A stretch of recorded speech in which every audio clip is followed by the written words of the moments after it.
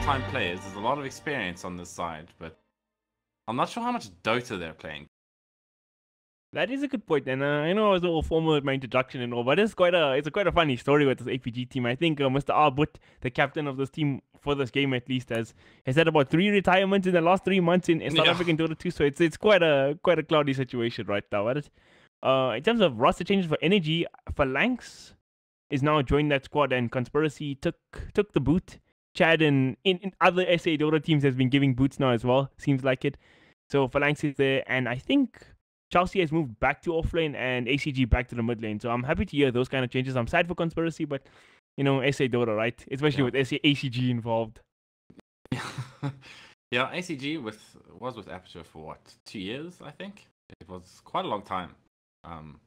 Him and Adestam had a good run in there before Adestam left for greener pastures. I say that literally because it was XTC, whose logo is green, and then on to Sinister 5, who's arguably even greener. That's actually a really good point you make. I like to make that reference a lot, but I think you've just taken the cake in green pasture references. Thank you. Or sayings, rather. In terms of bans, we see a Nightstalker and OmniKnight coming out from side of Energy Esports, and Aperture respond with the Puck, the Nature's Prophet, and the Spirit Breaker. So I feel like OmniKnight is a hero that's been really popular in the pro scene of Dota at the moment. Well, what do you make of Omni in the meta right now, Mr. DeMoNiK? Well, Bane's a pretty popular pick.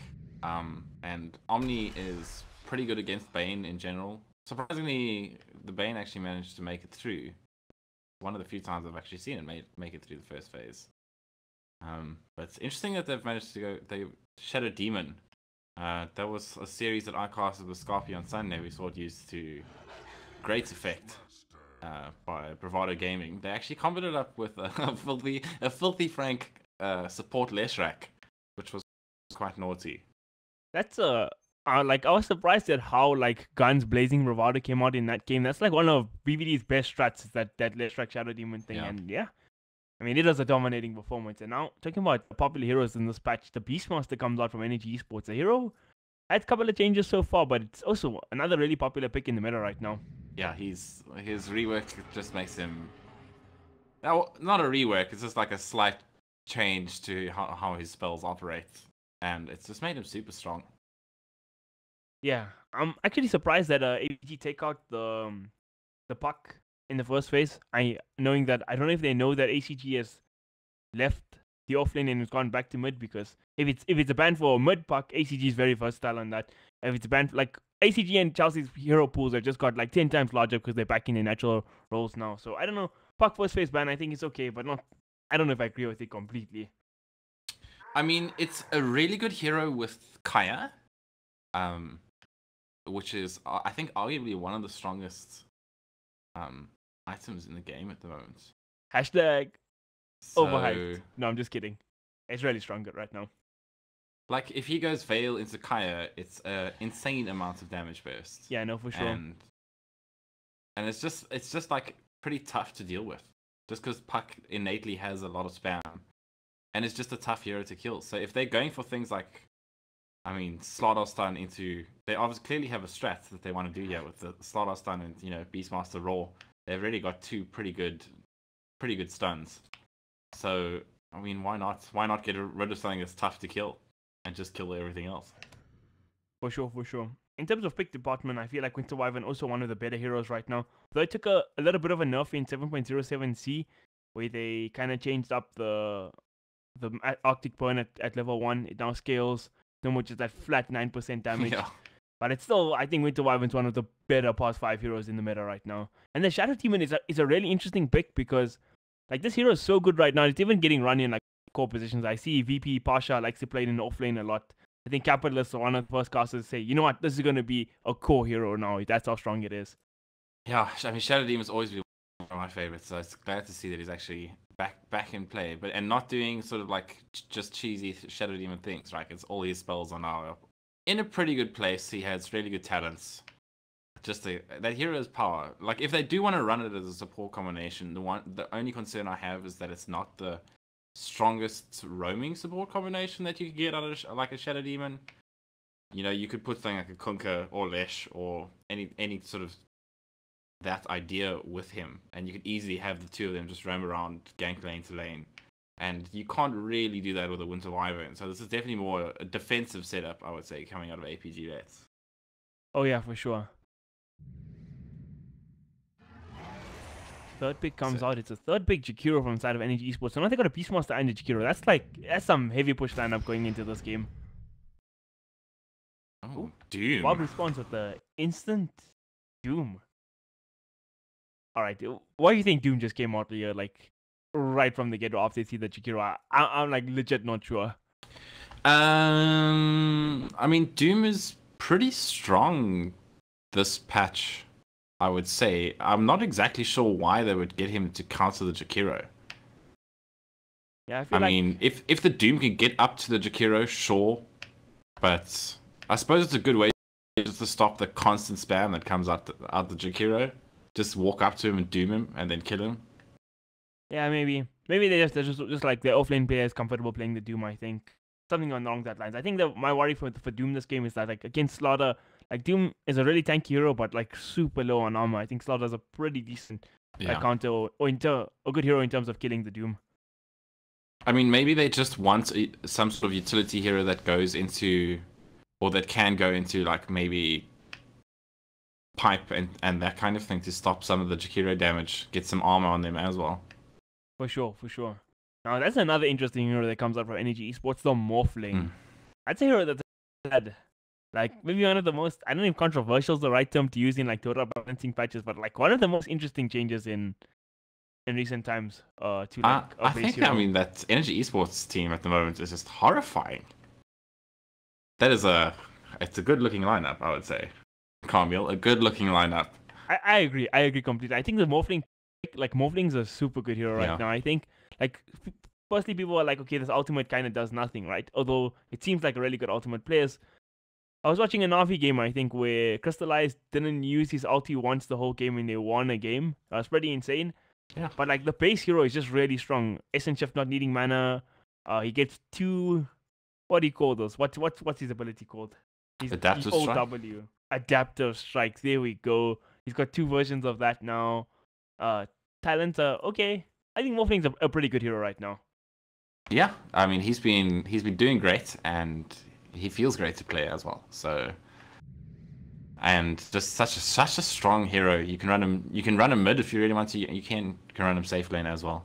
And we're gonna see the Juggernaut come out. So I think that's pretty much an old faithful. In the safe lane, unless I mean the Shadow Demon Juggernaut combination can work quite well. It actually gives them setup, and they can do some slow with the Winter Wyvern. So they have a form of tri lane if they so wish to run it. Maybe put the Doom in the safe lane and try challenge that Morphling up in the top lane. But the Doom will then be against the Beastmaster, which I'm not sure that he wins that matchup actually. Doom versus Beastmaster. Yeah, I don't think it's like a winning lane, but I don't think Doom. Does he get completely destroyed in that lane though? He can eat pigs, so. True.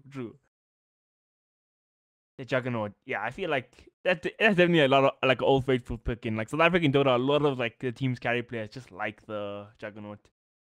I feel like during DGC, APG Vets carry player was like literally. I think this point was it just played Chaos Knight like game in game out. Like it was at the point where they were first facing the Chaos Knight. It was pretty insane. Yeah, I mean, maybe would have liked to see something a little more mobile, like an anti-mage, but you know, Jugger can get there. Jugger can get there. I think my concern for Jugger this game is that they have a way to disable him through that innate magic immunity with this point with the Beastmaster. Yep, they do, and they've got pigs for his ulti. They've got some just innate tankiness. Then Twin Beastmaster and Slaughter are all just pretty tanky heroes in general. Actually, I believe Jakiro has one of the highest strength gains out of the ints, besides like maybe Ogre Magi. I actually didn't know that. That is a new little tidbit you told me. You see a last man Spirit come out from the side of APG Vets, and Energy respond with a Lina. I feel like APG banned out the Lina first. Let me not get my order wrong here. Yeah. Ember ban?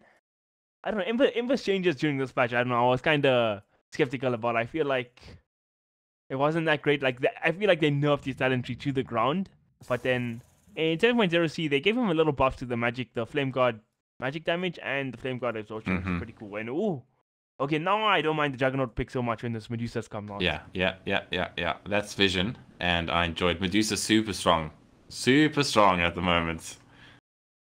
Yeah, I'm with you there. Like this Medusa right now, Medusa's in the place where her talent tree, literally on both sides, is like all good pickable choices. It's that good right The now. problem is now for Energy at least is that Morphling is going to have to do a lot of work, and so they needed to get something that was high DPS, and they decided to go for Death Prophet, which I think is a fine pick in this situation as well. Okay, so from the looks of the lineup, although I like the Medusa pick, I'm going with Energy Esports here for sure. Like they got insane push with the Beastmaster, Death Prophet, Jakiro. They got roast potential with the Slaughter and the Death Prophet. And they got the late game with the. Do they have the late game with the Morphling against Medusa? Well, I feel like they have a good late game hero. They have good, like they scale really well into the late game. I think on pretty much all the heroes, so it doesn't really matter too much. Although Aperture does the same thing. I think the problem for Aperture is they need to like essentially survive to 40 minutes, right? Right. I mean, Medusa comes online a lot earlier, but there's just going to be a lot of push coming in their direction in the first hour. And I said about the 10 to 15 minute mark. So it's going to be up to them to sort of stave off that aggression, and then from there they can actually work towards, taking some towers themselves. Unless the early game goes fantastically well for them. So it looks like our game's up, live and ready. Looks like on the dire side we have the side of Energy Esports with Chelsea playing the Beastmaster in the off lane.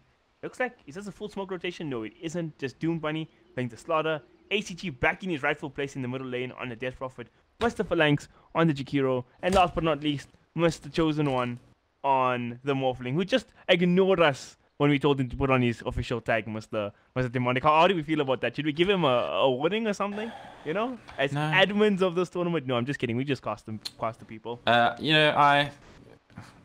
just, if they don't want to represent their own personal brand and become famous, then it's their own problem, right?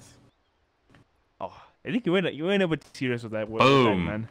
I wanted to, yeah, then that's better. That's better. Just drop that bomb and walk away. So it's not a South African Dota until we have a pause coming up in the game. Looks like side of APG, 5-man smoke rotation. They're up, ready and go. They're up and ready to go. I mean, you can argue that they don't have the best heroes to go with the Beastmaster aura besides maybe the Morphling and like Slaughter, but Slaughter's not really going to be hitting things too much.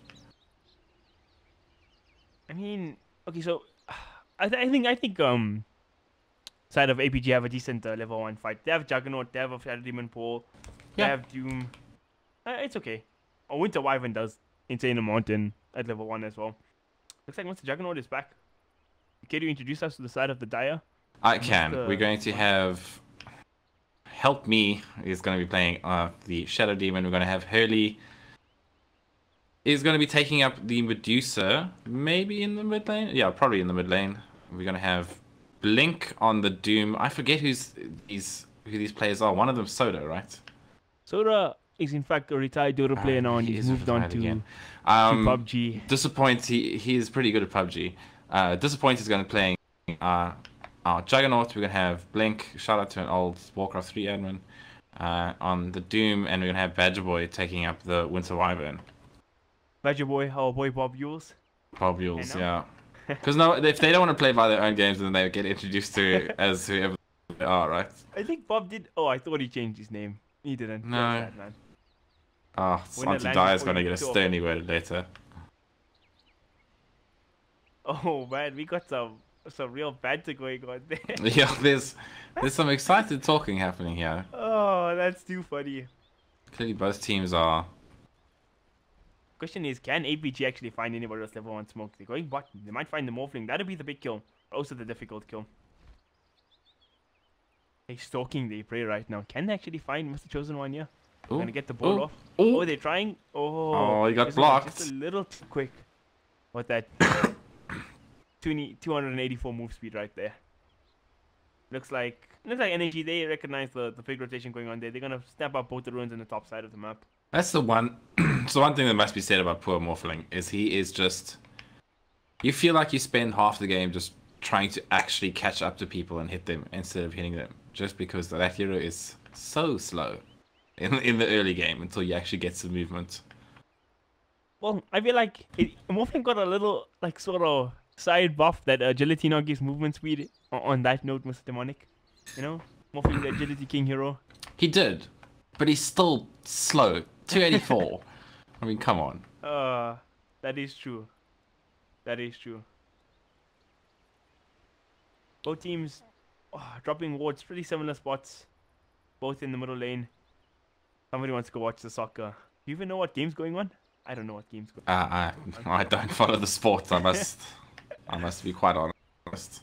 It's been quite some time since I last watched a football game. I'm not even gonna lie about it. I have people in my family that support various teams. Football is probably the biggest sport in South Africa, I think. But I believe they support the wrong ones. So. Oh yeah, everybody supports the wrong team, man. Oh, Bobby was making a kick joke in all chat. I wonder who that's aimed at. Yo. Hashtag no flame. Yes, that's rude, but I'm quite interested to see what the Doom's going to build into in the early game. Like, is he going to become their utility hero? Is he going to build into, go a little bit greedy, go into something like a Radiance? Like, that might be useful against the Morphling. I feel like, he'll probably just go, I think he'll just go like drums, Facebook, Shadowblade sort of vibes. That's how I'd vote. You can go that route. I mean, he may want a Blink Dagger. Yeah, Blink Dagger, obviously key.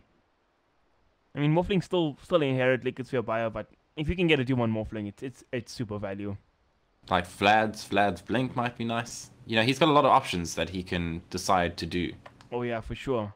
But like you said, like that aura build with the drums, Vlad sort of vibes, what the Medusa and the Juggernaut could be insane. This and I think if they're like, if they sort of hang and bang evenly, I think it's going to be up to like quite a bit on this Doom's item choices as to what actually happens. Like if he just dies, you know, because he's gone greedy and he's trying to save for a Radiance or something and doesn't manage to get his Doom off in the fights against something like a Morphling or Twin, then it's gonna hurt. You know what I mean? For sure. I'm with you there, 100%. I don't think you should go like any sort of like Midas Radiance vibes this game. Oh, Midas Radiance. Oh no, don't even say it. Just don't even think it, and it won't happen, right? I mean, he could be like next leveling the next level, right? He's like, okay, I have a Jug Medusa, we're gonna go late game anyway. Might as well keep up with them. No, but he's just a hero that innately gets gold anyway. Like he just needs to spam his Q for the entire game, and he does fine. He doesn't need a Midas. He has a Midas. It's one of his spells. That is true. And you see they buffed his talent as well. Level 15, 150 extra devours bonus. Yeah, I've played Doom a couple of times. He's like actually good fun in this patch. And I've been a big Doom fan like since always. Like when I started playing Dota 2, I was one of those, you know, jungle every game sort of player. It was like Bloodseeker, Doom. Not proud of it. But you know, I had a super high. Like if you build into the tank build and you go 20% evasion, 20% is like a lot, Kaameel, instead of the 150 devour gold bonus. That is very true. Like I've seen a lot of games where people. That's like butterfly levels of evasion. I mean, you're right. Like I've seen teams that are playing like deathball strategies with a Doom. You just take the evasion talent and you just go with it because like 20% evasion on a strength hero is like. Yeah, if you have any sort of armor and you know maybe some lifesteal or something, it's like unkillable, right? It just takes 0 damage. It looks like finally the game is back underway. Oh, don't even lie to me. It's a miracle. 1 minute. Oh my god. Bob is such a BM player. Looks like Babios and Disappoint will be taking this Wyvern and Juggernaut up to the top lane, so it will indeed be a mid-Medusa. You know what's the easiest style to see who's mid and who's not mid? Oh, okay, nobody's gonna get this ruined. Who's been given tangos? Yeah, I was about to say it. Told these ruined people interrupting me. Doom Bunny trying to harass up some heroes here, but he actually might be in trouble. He just strayed a little too far. He's gonna get stunned, gets off the stun, but Juggernaut's spinning him down. Wyvern whacking away. Can they bring down Doom Bunny? Easy first blood in the hands of the Juggernaut of Disappoint. And that's a classic Doom Bunny feat right there. Well, I mean, they got the Beastmaster of the Rune, arguably, so Kind good luck, Purple. Jeez. Purple. This is unbefitting of a grey boy, that's all I'm gonna say. Since we both went to the same school. already making ACG's life a bit of a hell with that Mana Snake. But I feel like these are both like heroes who deserve each other in the mid lane. This Medusa and Death Prophet, two of like the most cancerous mid lane heroes you can find. Yeah, I mean, it's just... I mean, if the Death Prophet goes aggressive and Hurley sticks around too long sometimes for that Light Siphon, he might get the better of him, but that's only in a couple of levels. Like, for the meantime, Snake's just gonna outdo anything that Hurley can... Oh, in the bottom lane? Lazy Nothing going on just yet. Link low. He's still alright. Yeah, this middle lane's gonna be a case of just trading farm, I believe. I don't think either of these... Like, there's no real kill potential with either of these heroes. It's one of the weaknesses with Doom, though, as an off-lane hero, is that he's a little susceptible just in the early game. Like, as you said, he's got 0 armor, so if the Twin and the Slaughter decide to actually get together and do a little combination, which it looks like they're trying to do here. I mean, the Twin is sticking around. Yeah, Doom is not having a fun time. Mr. Blink is not enjoying his time here. Now he gets his level 2 though, so he can train up a little bit. Flanks getting off the slow 9. Blink, he could be in trouble. Slaughter uses Rush. He has his spin as well. And Buff. Oh, clutch. What a save from the Shadow Demon, but he's still not. gonna. That's not enough in the end. It was a flashy play while it lasted though. Yeah. Gave I him mean, a glimmer of hope. And then just instantly crushed. Oh. Oh. Oh, man. Terrible joke. Absolutely terrible. Alright. We gotta behave now. Us castles are gonna behave. The Shadow Demon's gonna stick around here with the Doom in the bottom lane. Hopefully try to help him out. Juggernaut's getting more or less free farm in the top lane. And Beastmaster actually having a harder time in the than the Doom. Okay, he's gonna find some farm here in the tower, but all in all, off-lane players not having a fun time so far. Yeah, I mean, what I said was gonna happen happened, right? So yeah, it's just he has to get levels though. That's the thing. He does not have at least level up in his Infernal Blade, but one of the important things is to actually get a pretty decent neutral creep. Unfortunately, there's not any decent ones around for him at the moment. In the Wild King's one of the worst I've ever seen. Now that it gives armor at least. Yeah, it's okay. It's not if you get a Satyr level 1 with Doom, then you just become obscenely strong. He has his Satyr. It's all the way up top. Feels bad, man. Shadow Demon picks up an inverse rune now. Can he make a play up in the top lane though? Was it Chelsea hanging on in the lane? This might just be a kill. Juggernaut hit his level 4 now, in fact, so will Chelsea stray up in this lane is the question. Yeah, I mean, the way that regen works now, that Satyr is even better than it was. Doom, but he's in trouble again. He's gonna be in trouble. We get the morphing waveforming in there, and can he bring him down? Scorch Earth is up, but Adaptive Strike is more than enough to finish off the kill in the end. Solid laning phase for Mr. Morphling so far, though Jog is stopping the CS shots. Now they actually find Chelsea here. Can they bring him down? They get off the... Oh, he just TP's out. Bye-bye. Yeah, they don't have any stun, Kaameel. That's the thing. That's the big thing about this team, is that they don't have any stun. Actually, now that you mention it, they have 0 stun. Yeah, they don't have any stun. Oh. So people can just TP out. I think it's going to be a recurring theme this game. People can just walk away. You know what I mean? As opposed to Energy Esports, it's tough to walk away from like a Twin and a Slaughter, and you've got Adaptive Strikes and Roars soon. It's going to be... Blink. Like the usual answer when you don't have that sort of TP cancel is you buy like a Yule Scepter or something, but even that, like who can buy a Yule Scepter in this game? Yeah.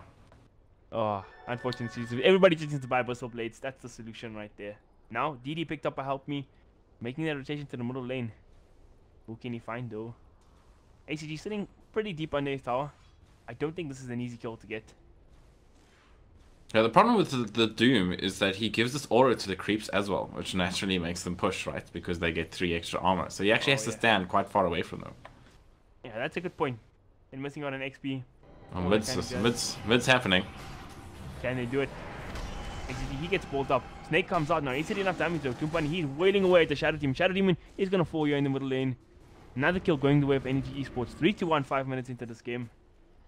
Yeah, they're doing pretty much what I expect them to be doing. Just trying to get as much out of the sort of early to mid game as they can. I mean, Shadow Demon's a good roaming hero when it's paired up with something that can also roam with it. Like you said, the Leshrac earlier, or Conquer, something like that. Yeah.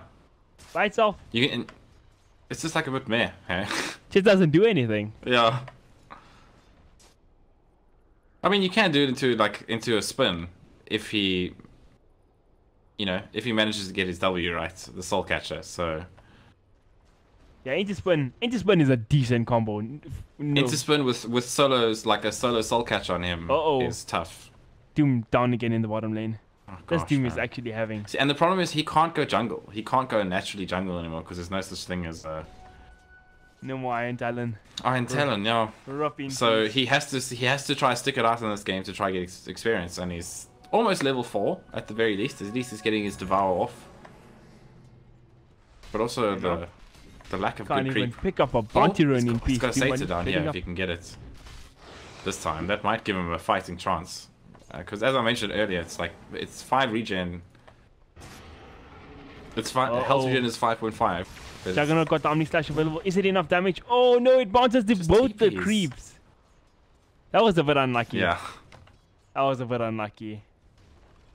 It's 5.5 base regen, and it's timed by his strength, and he's a pretty tanky hero. So it actually gives him more than 5.5 HP regen per second. If he can get it. Because that's he's on his way there. Yeah. Phalanx. I believe knows it's there as well. Gonna get the stack off. Yeah, but is Phalanx thinking about that for a Doom? Probably not. I'm sure Phalanx has played enough SA pops to recognize that. Phalanx is too rock and roll, dude. Yeah, that is true. He's gonna go mid. DeMoNiK. He's probably thinking about that more creep for him to farm a little bit later once he's got some extra skills into Liquid Fire and Deal Breath. Top lane Juggernaut still topping the CS shots. All things considered, most Omni Slashes or not. Now the big rotations are happening mid. Yes, Smoke comes out from DeMoNiK. Phalanx is here as well. Can they find anybody? Hurley, he's getting so drained up. He could be in trouble here. Sorry, Spirit siphoned up. Now ACG, he's still diving the tower. 3 heroes going down. No TP. TP reaction. Winterwife is TPing in now as well. Can Bobbio save the day here? Shadow Demon, the first hero to fall. DeMoNiK, he's just going to straight up TP out. But ACG, he could be in trouble. And as you said, no stunt. ACG's going to TP the hell out of there. That is an unfortunate series of events. Just 2 heroes TPing under a tower and you can't do anything about it. Just walk it off, Kaameel. Walk it off. Go back to base. Have a good heal. That's quite depressing to say the least. And now Doom, oh my god, this might be death number 4 for Blink in the bottom lane. Is Morphling gonna find him? He sees him. He's gonna whack away. Oh, the Duke's in the trees. Blink still surviving, but oh, the Doomlings come out in spite. Little Doomlings. Well, that is unfortunate. That's 4 deaths for the Doom, and that's 3 of those deaths are like landing in the hands of Morphling. Morphling's 3-0, sitting at 52 CS 8 minutes into this game. That's scary. I mean, he's going to be disgusting in no time. But Jugger is managing to stay in terms of net worth. But ACG... Medusa just died in the middle lane. Yeah. As I said, once she gets that siphoned up, if you hang around too long, it could be the death of you, and that's exactly what happens in mid lane. No. And it looks like Shadow Demon. Is it enough damage? Or they're trying to bring on Phalanx. 1 more hit, more than enough. He's dead. Now, can Disappoint make it out of here? Chelsea, no roar just yet, and he's going to TP away. TP scroll, winner of the day so far. And oh my gosh, the Doom, he's going to be in trouble again. Is Blink going to make it out? This might just be death number 5, but no.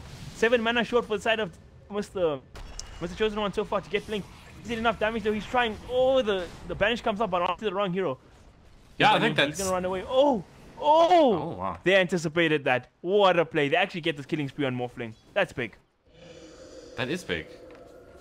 Now in the middle lane, ACG popping up beside his Exorcism, trying to siege up this tower. They're going for the Shadow Demon. Look at this greed. DeMoNiK, he's got only 1 stack of poison on him right now. I mean, the little Doomlings are still hanging around here. The actual Doom's back. Oh, this is so cool. At least Doom's getting something out of the lane. Doom's everywhere. Yet to hit his 6. I feel like they should just give the Tome of Knowledge to this Doom. I mean, he's literally the lowest level on the team. And now Hurley is actually in trouble. He might just fall again in the middle lane. ACG diving him down. Exorcism starts hitting away. Is it enough to bring down Hurley, though, is the question. Hurley, he gets siphoned up again. Can he make it out, though? He's trying to juke through the trees. No, he falls for the 2nd time in this middle lane. That's a killing spree for ACG right now. Yeah. It's that Bottom lane, even more action going down. Yeah, this is just Help me. ridiculous. Oh my god. Bye-bye, Mr. Shadow Demon. It was nice to know you. I don't know, DeMoNiK, what do you have to say about this early game so far? I mean, the I don't know what the... I feel like the Doom shouldn't be continually just going bottom to feed himself over and over again. I feel like that's just bad Dota, right? At least go sit and hits a creep in the forests, you know. Now Chelsea, he's going to TP out again. Is he going to make it? TP going on, and he actually makes it out. OmniSide's committed again for the Beastmaster, and again, just wasn't enough this time. Rule number 1, kids, always carry a TP scroll. Such value, man. And it's like super cheap now compared to what it used to be back in the day. There's no reason not to. DeMoNiK just taunting up Bob Yules here in the top lane. He's taunting up, like, yeah, 2 enemy heroes. Like you said about, I think this, how to sum up this Doom in the bottom lane is, fool me once, shame on you. Like, fool me 6 times? Oh, I don't know. Oh, poor Blink, man. Poor Blink. The middle lane, the tower, about half HP. Like, you can only defend someone's actions for so long, right? Before it's just... you just don't know. He's going... Oh, gosh. Oh, gosh. Oh, man. Oh, man. And Shadow Team, he's actually TPing into this. He might be in trouble. Badger Boy also making rotation now as well. But no ulti available on either of these heroes. And I think Chosen One is just going to clean these heroes up. Look at that. So much damage coming out there. Vanish comes out, though. And all that damage kind of gets returned. He's got 3 stacks of him. Shadow Poison. He's got to be careful. That's a 4 stack. He might just die if he's not. A lot of damage. Ooh, 70 HP. Oh, I must that. 1 was enough, at least. Middle lane, Chelsea making the rotations now as well, trying to push down this tower. But Snake comes out, cleans up that large camp. Sorry, large creep. And I don't think so. Considered. I mean, it's a 5k net worth difference 12 minutes in, and most of like the net worth on the side of the Dire is sitting on this Juggernaut, which is, I don't know, not the greatest thing when you have like Medusa Doom on your team. And now Medusa forms the out here, gets silenced up. DeMoNiK gets up the Blink stun. He actually has Blink. 12 minutes in this game, HCD pops his ulti now. Exorcism comes out. They might be in the retreat here, but Chelsea still has Raw available. Do they want to go for this? Point drops the healing ward. It's a game of cat and mouse right now. DeMoNiK waiting for that Blink. He gets in, gets off the stun on Badger Boy, but is it enough? Wall comes out. Shadow Demon gets off the disruption, but Raw, where did it go? I don't even see it. Dive still continuing.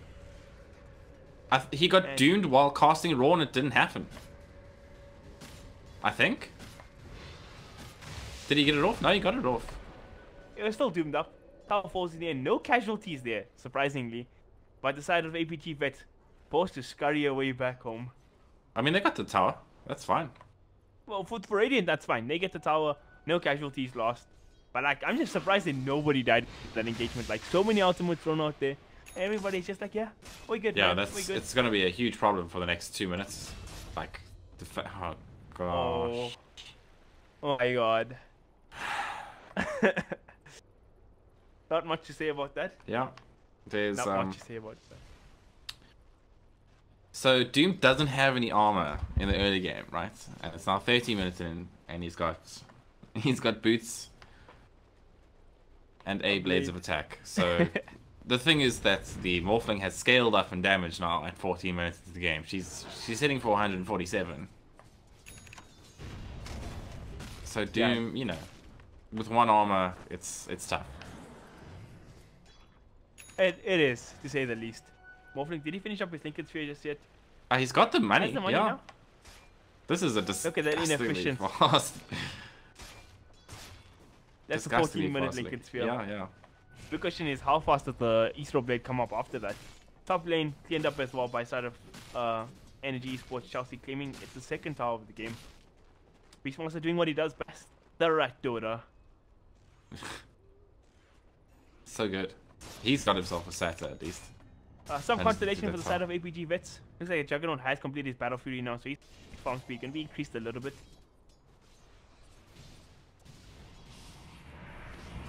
Uh-oh, disruption comes out here. Who gets scored? DeMoNiK, he might be in trouble. OmniSide's gets up and he finally picks up that kill, but ACG, he's in the fray now as well. No exorcism for another second. Is he going to pop it here? Look at the sun. Gets another kill. Chosen One on a mega kill spree right now. Can they do anything about this? Disappoint. He could be in trouble. No spin left available. Healing ward gets brought down immediately. Medusa, you stepped it up. Disappoint's fallen. Blink's gonna fall for time number 10. Double kill for Chosen One. Can they get more? Medusa running away. No mana left. And it's a 10k net worth difference, 15 minutes into the game.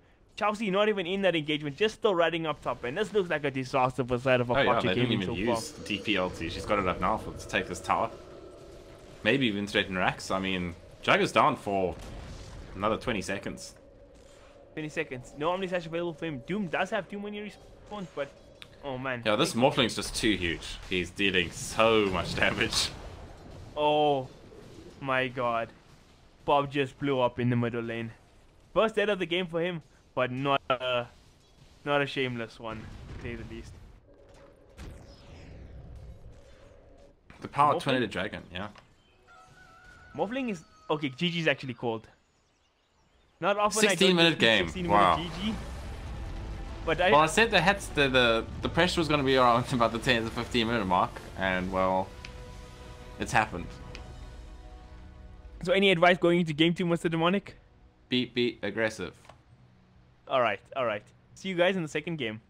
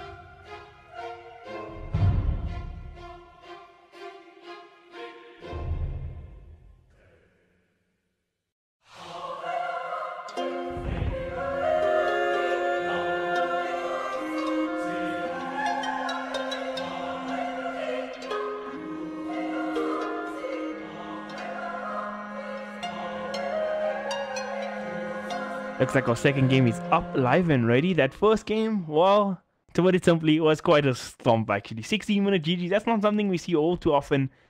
Hey, Mr. DeMoNiK? Yeah, well, I mean, Ian picked aggressively, and at the end of the day, there wasn't much that APG could do about it. And they crumbled in 16 minutes. I mean, it could be a case of, we lost the game. Better to lose in 16 minutes, spare that extra time.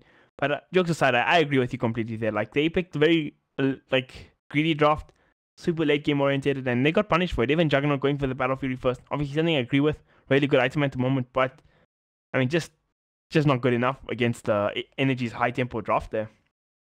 Yeah, I mean, they just, with the Twin and Beastmaster alone is disgusting, but they had a Death Prophet on top of that, and a Morphling that just continuously killed a Doom. So he got a 14-minute Lincolns. So what could you do at that stage? I mean, they're just so far ahead. Like, the only option at that stage is to try get as much farm as possible and defend high ground, almost. So you see a little swap up in tactics here. Now it's Energy's turn to pick up the Shadow Demon, and APG respond with the Slaughter pick. The Slaughter Rubik, first 2 picks for APG. Combo I like quite so much. I think it's really strong in terms of kill potential when these 2 heroes roam together. Talking about combos of roaming together, we see Shadow Demon and Mirana come out. Yeah, it's naughty, but it's there. I do like this from APG. That's much more aggressive compared to their Shadow Demon Winter Wyvern, which was a very defensive combination of support. That they managed to get 1 kill, I think, but other than that, there wasn't much that they could achieve just because of the combination of heroes itself. But a Rubik Slaughter is a much stronger roaming support combination. They can actually defend their middle lane and even go and gank some heroes, even help out the offlaner maybe. I think that definitely should be a priority after the game Mr. Blink added in his Doom last game. Was not pretty to say the least. Now Shadow Demon Mirana. WRG played this on the weekend.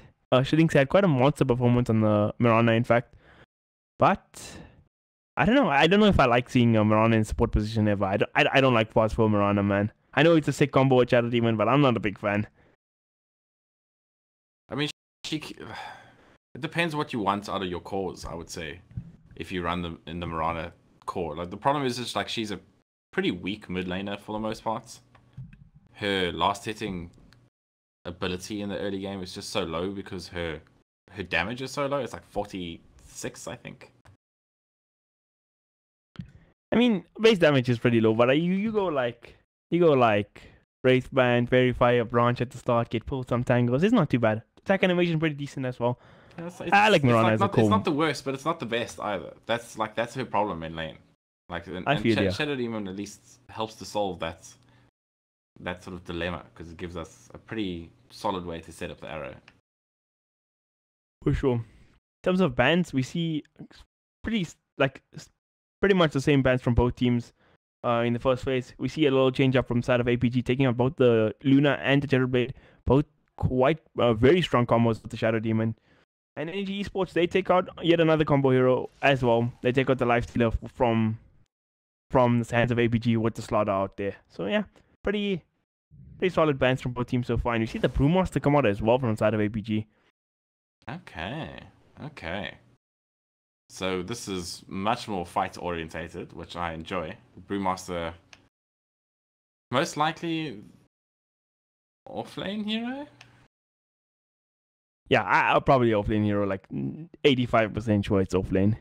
95, I'll put my extra 10%. I mean, if you go back very far, it used to be a mid hero. Right. But that's years ago.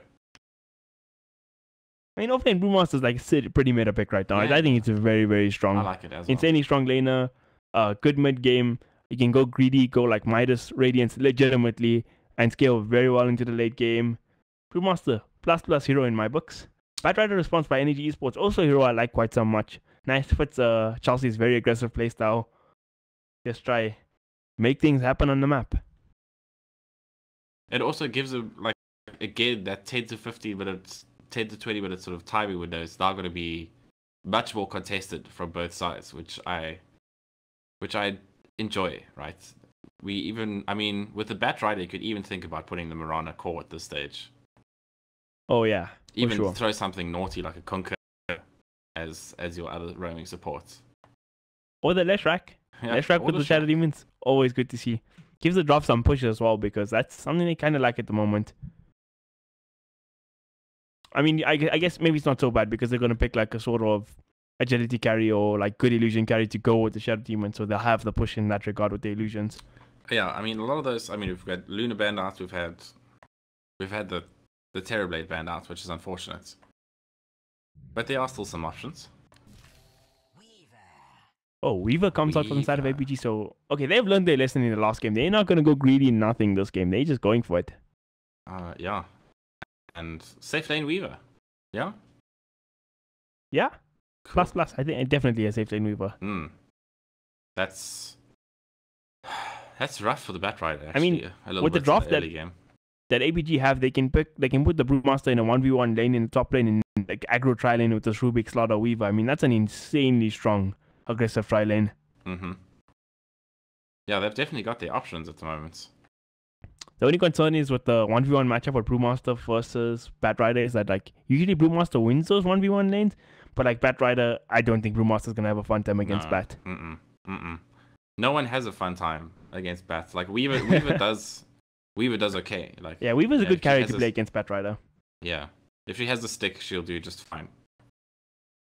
So maybe in terms of laning, how APG want to play this is they'll like leave Weaver. Like it's a self-sustaining hero against Batrider in lane.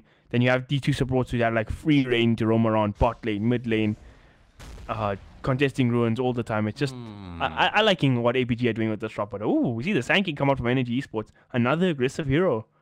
Sandu King. I love Sand King.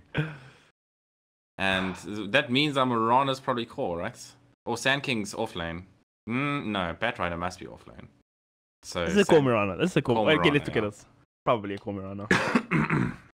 I mean, it could be an offlane Sand King or like support Sand King. Yeah, it's a core Mirana. Yeah, you could go super greedy and go greedy for Batrider. I mean, it was like a viable pick not too long ago. I don't know if teams are still doing it. It does a lot in the lane. There's some crazy Asian teams, I think, that do it occasionally, right? I mean, like Chinese teams just love Batrider. Yeah. Like it doesn't matter how high water, Batrider is like first pick material for Chinese teams. For a lot of them, at least. It's just a hero that, like, no matter how much it's nerfed, it can still accomplish a lot in a game. Yeah, that is a good point. With like fairly little in terms of farm. So it's just like a great hero. That's why it's never disappeared from the meta. 100%. I mean, I heard somebody make the argument that it's these like sort of heroes that can sort of change enemy heroes' positions, like the Batrider, like the Darkseer Vacuum, that sort of things that are like super high value in professional Dota, competitive Dota. There's certain heroes that, like, no matter what the LAN environment, will always, as the meta shifts towards like the end of a LAN, you'll see some Batriders, you'll see some Enigmas, because you'll see some Earthshakers. Just because they tend to always, the meta always shifts, and those are heroes that are always strong, just because of like their innate abilities, no matter what patch you're in. Very good point you make. And now we see Radiant took out a lot. They banned the Invoker last ban, and I really like this ban. I feel like the Sunstrike combos with like Shadow Demon, Arrow, and Sand King Stun is actually so much solid Invoker ban. They have a lot of lockdown at Energy Esports. And let's not forget, Invoker, one of ACG's favorite heroes. I believe he has more than 1,000 games played on Invoker. Yeah, I think he's played that hero a few times, Kaameel. just a few. Wow, okay. Also another ACG special. I'm actually so happy to see him back in the middle lane. I feel like off-lane ACG was like Puck or Nature's Prophet or scratch it. What's ACG gonna do now? Yeah, and they have a super mobile draft besides the Shadow Demon. Goddamn Shadow Demon! These past 5 supports weighing the team down. Thank goodness he's got a long range spam, so he can just sit at the back and be the cannon. Be the cannon. But I mean, I really enjoy the Energy Esports draft. It's slightly different to what they do have some weaknesses this time, in that they're not so great at hitting towers. That's actually a carry Mirana now. Yeah, that's a carry Mirana. So, I mean, once they get past, I'd say about 20 minutes, once she's got a core item or two, then they're going to be super strong. Although I do like that pick. The Dragon Knight. So initially, when I used to see Queen of Pain versus Dragon Knight matchups, I was like super skeptical. I'm like, what melee hero against Queen of Pain? That sounds impossible. But What Dragon Knight's innate regen is actually a pretty good matchup against Queen of Pain. Also has long range nuke to just spam her out of the lane as well. It's a decent matchup for Dragon Knight, so I'm liking this pick. Again, people think that his ability has been nerfed, but in fact, his Dragon Blood got buffed a little because of the way the new regen works. Because it gives more now, because it's amped by his strength as well. So any strength items he gets, once he gets his strength shreds, like he's actually healing for even more than you expect it to be. Right. Yeah, so much maths. I saw that like somebody did a test and they showed me like the change in values. It's like it's not that big. Like it's pretty minimal. And it's more like buffs to most heroes than nerfs. You know? Yeah. It is. I would definitely say in terms of regen and like clarity, as you head in towards sort of the mid game, you've only like generally bought them, up until maybe the 5-minute mark, and then you're done. But now, like, it's almost worth it now if you've like got a Kaya and you do a clarity. It is a ridiculous amount of mana that you actually get back. Oh yeah, for sure. Clarities are the item right now, my most purchased item at the moment. But next game is up, live and ready. Smoke up from APG yet again. Who they want to find though this time is the question. Oh, Smoke finally just DeMoNiK just throwing flame at them. It is a good question, but I favor Energy Esports. I think they were playing really well together last game. I think they're just going to continue doing that this game. Although, if APG actually manage to once again stick it out and they have a fighting chance this time, I do actually really like their lineup going into the late game. They have really strong skill. Yeah, both teams. What I like about this game is both teams have these sort of like run at you kind of lineups. Now see the first. Help me, Mr. Zira. He could be in trouble here. He gets stunned up. Arrow comes out now as well. Could this be the first blood? Phalanx just trading up with this Brewmaster, but he's a tanky champ. He's still going though. He might just fall you for the first blood. Oh, Phalanx picks up that first blood kill in typical Phalanx fashion. Ah, poor Zira, having a quick little feed before the game even starts, and back into the offlane he goes. Still has that ward that he wants to put down. I mean, he didn't commit too much regen there. He can just TP back up in the lane with the free TP. It's not the worst thing to die as offlane, like right at the start. But doesn't look like he's gonna have an easy lane. Looks like the priority to shut down this offlane is the other thing in APG's minds. They're gonna go for Zira again. Sports just harassing him up. In the bottom lane, they look like he's doing similar things though. Arrow comes out, but off the mark. Zira's gonna be okay. In the bot lane though, Chelsea, he's on the run. Gets off some napalm stacks onto Mr. Blink. And they've actually swapped positions. They put Zira in the offlane and Blink on the support. Is Blink a stand-in? He might just be a stand-in, I think. I think he must be. One of the players I know got kicked recently. I think Vusi it was. I'm not sure. So maybe he's the new replacement. The Blink that I know now was in America, so it's definitely not him. Alright. So Chelsea having a little face slam in the keyboard in all chat there. The amount of BM in this game is too damn high at Kaameel. Yeah, dude. When you have too many APG players in one game, it just always happens. I mean, I know APG and Phalanx moved to Energy Esports now, but there'll always be APG players at heart. Oh gosh. Looks like Chelsea finally gets the crush off for them, but he's okay. He's got that boots level 1. It's fine. It would be nice to have seen maybe they decided to go for the slaughter instead. Boots level 1. Yeah. Maybe get it on the Rubik instead. I would possibly argue, just so you can get the pickup. Yeah, I mean you can always bring him back into the Rubik. I mean into the slaughter at least. Yeah, I feel like there's like two kinds of Rubik players. You know, you get this like popular sort of Pause 5 Rubik. That's true. And you get that sort of so I'm gonna be a carry this game Rubik.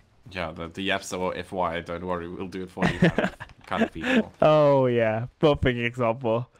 Now DeMoNiK looking to make the rotation here in the middle lane. Hurley, he might be in trouble here. Can they get the stun off? DeMoNiK, he's gonna try. Stun, slow comes out again from APG. They get off the stun here onto Mr. Hurley, but is it enough damage to bring on this big tanky dragon? He's still standing. He's actually hitting up. DeMoNiK, he might be in trouble now. Blink with the TP rotation in.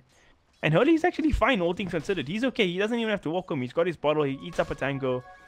He's good to go. But ACG, he finds himself a regen rune. Okay, that's a lucky rune. to say the least. Oh, wow. Fortunately, he's at another stun comes out. What's happening? Hurley, he gets slowed up. Is it enough though? Hurley's still standing. He's man really fighting up. aggressive Can he play. bring an ACG? DeMoNiK, he's on the run as well. Can they do this? They're gonna try. No mana for the next stun for Blink. He actually pops the clarity. Can he do this? 5 more mana. Oh, DeMoNiK gets a neutral creep deny. What a play. And Zira, he comes in at level 1, feeds away his life to Mr. ACG. And now Blink, he gets off a stun, but is it enough? ACG. Wailing away there. Chosen One already sieging up this top tower, making use of the exiled offlaner. But at least Hero gets his levels now. Picking up 2 range creeps. Gets his level 2. He gets something in his offlane at least. Both these offlaners having an insanely hard time this game. Oh man, if Hurley had the value point and stun there, I think the Quap might have been dead, but I mean, that was a very aggressive Blink to come up the top, but it turned into quite a clowny engagement at the end of the day. But, you know, for sure. Ian managed to get 2 kills out of it. But Disappoint's actually having a fantastic time in the bottom lane. Sitting at top of the CS so far. Second game in a row. Now Blink, he got the haste run, he gets stunned up.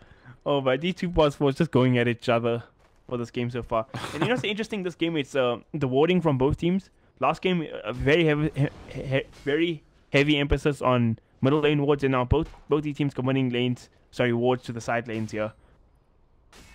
Little bit of a change. Yeah, and the Brewmaster's just having to sit in the jungle here. He's not even trying to get into that lane because he knows how dangerous it is for him to walk up there, just because he can't see any of the supports at the moment from the side of Energy Esports. Meanwhile, the Sand Kings actually here bottom. Are they looking to... Can he do anything? Albert and Scaramouche? But but I think he did change his name to last game, you know, in defense of my boy Bob. It just didn't recognize on Dota, you know? That's fair. Now Phalanx. Okay, arrow comes out from Mr. Chosen One, but is it enough damage though? Soul Catcher comes out. Blink taking a lot of damage from the double staff wheel there, and Marana gets the leap forward, gets the kill onto Blink. He blinks forward again, just sort of asserting dominance after the hero falls, but now Zira, he could be in trouble. The third leap comes out, the triple leap, and Zira's gonna fall as well.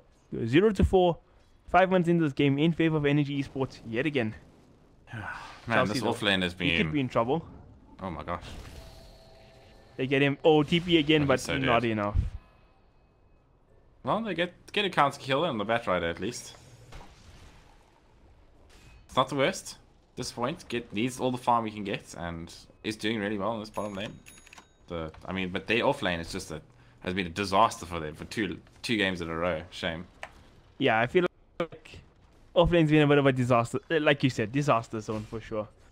Now DeMoNiK and Phalanx making the rotation. They're going to go on Hurley. 3-man rotation here for the Dragon Knight in the middle lane. Courier's even coming in. I hope he remembers to hit the immunity button. Courier's fine. He doesn't want. He's actually going to TP out. What a man. What a player. Hurley is fine. He's gone. He's okay. Wow. That was actually insane. TP scroll value item. Yeah, 12 armor TP scroll value. That's pretty crazy. That's great. It is great. He's giving ACG nothing in this lane, and he's actually doing fine. Like, he's a little bit behind CS, but not as far as you think. For sure. Like, I mean, with the amount of rotations that Energy made to this middle lane, like Hurley, I would say has adequate middle lane. I have to agree with you there. Exactly. Like they've made 2 major rotations into the mid lane, and they haven't killed him either time. For sure, that was a 3-man rotation. And meanwhile, Disappoint sitting topping the network charts yet again during this laning phase, farming up this bottom lane, followed by doesn't want to overtaking him in the top lane now as well. So both these safe laners having a good old dandy time. Now Chelsea, he gets scouted out here by Phalanx. Bob Yules, 1 APG player. All APG players are the same, right? In the end of the day. Yeah. Oh, JK. Oh, like Chelsea. He could be in trouble. Oh, the creep gets lifted, but he actually gets a stun off there. Bob with the plays on the Rubik. Chelsea, he might just fall here. His first death for him in the bottom lane. Now, two TPs come out. DeMoNiK looking for the return kills. And Chelsea actually buys back. Manly plays from him, and they're going to try come out to the slaughter. Going to get a return kill, but... Are they? Are they? Oh, they are. All right, Richard. Buyback came out there. What do you think about that? What is the buyback goal at this stage of the game? Like, what? It's like 100 gold? Sure. Why not? 200. There you go. I just one of those things. Why not? Why not? He's gonna have, what, an extra, like, 2 seconds on his death timer? Not the worst thing ever. It's like 8 minutes into the game, and arguably he could... He's got his stun comes out. Lots of heroes in the area, but Blink gets off his stun, 2-man stun rotation, and in fact, this point gets the bugs off now as well. Can he bring heroes down? Blink, he might just be the first one to fall, doesn't get the shrine off, and now Disappoint, he's just gonna scurry away. This Blink dying yet again, 3rd time for him in the space of, I mean, he just died earlier, respawns, dies again, unfortunate for him, but he thanks the gang for the carry. That was a big rotation from APG. Yeah. I think more than anything else, yeah, Disappoint lives, although there's still a lot of heroes hanging around this bottom lane. Oh, but Bobby, maybe in a bit of trouble. He wants to get. Oh no, he was clipped. Captain Mouse. Oh no, Bob. He's gonna. Maybe this was a debate. He must pick the tree instead of the ward. Bob. It's off the stun, and give bye, Bob. That's unfortunate. The top lane Zero actually gets his 6 now as well, so he gets the ultimate on this Brewmaster, and he actually gonna try and make a play on this Mirana. Does he have enough though? 2 leaps left on the Mirana. Actually gets stunned up. He does not manage to dodge it in time. And he actually might be in trouble. Can he bring the Chosen One? This would be a massive kill by Zero. He's still chasing. The Fire Panda is running as best as he can. He finds him in the trees here. Is it enough damage though? It's more than enough. Is it? It is. Bye-bye Chosen One. Big kill from Zero. Bringing down the safe lane. At the top net worth hero in this game, in fact. And now in the middle lane, actually not stopping. Hurdy perishes as well. And okay, here's the power of Shadow Demon. Did you just see this? I didn't. Okay, so when a hero dies, Shadow Demon gets the illusion, and you get a Dragon Knight illusion to Siege Tower. That's pretty insane. It didn't do much in the end, but it was cool while it lasted. You still get the, I mean, you'll get the passive of Dragon Knights. So, I mean, that scales into the late game. If he gets the kill though. Which is going to get increasingly harder on that DK. So it's good to kill him now, while he's still a little bit less tanky, because you know, if he decides to go sort of like armlets into Cuirass, he's, you know, Shadowblade Cuirass, it's just disgustingly tanky, right? Oh yeah, for sure. This Brewmaster popping the value shrine here, and they actually want to make a play on him. Phalanx waiting on the high ground. They want to get the arrow combo here onto Mr. Zero. Zero's fine, and they have APG have really Energy have really maintained this high ground ward here by the off lane, just here by the enemy secret shop. Real emphasis on shutting down Mr. Zero. But he's almost got his blink dagger. I mean, he's not far away. All things considered, I think he's had a decent game. He's ahead of Chelsea. That's the main thing. His counterpart, who's also pretty close to his blink dagger. ACG. 700 gold away. Nice blink.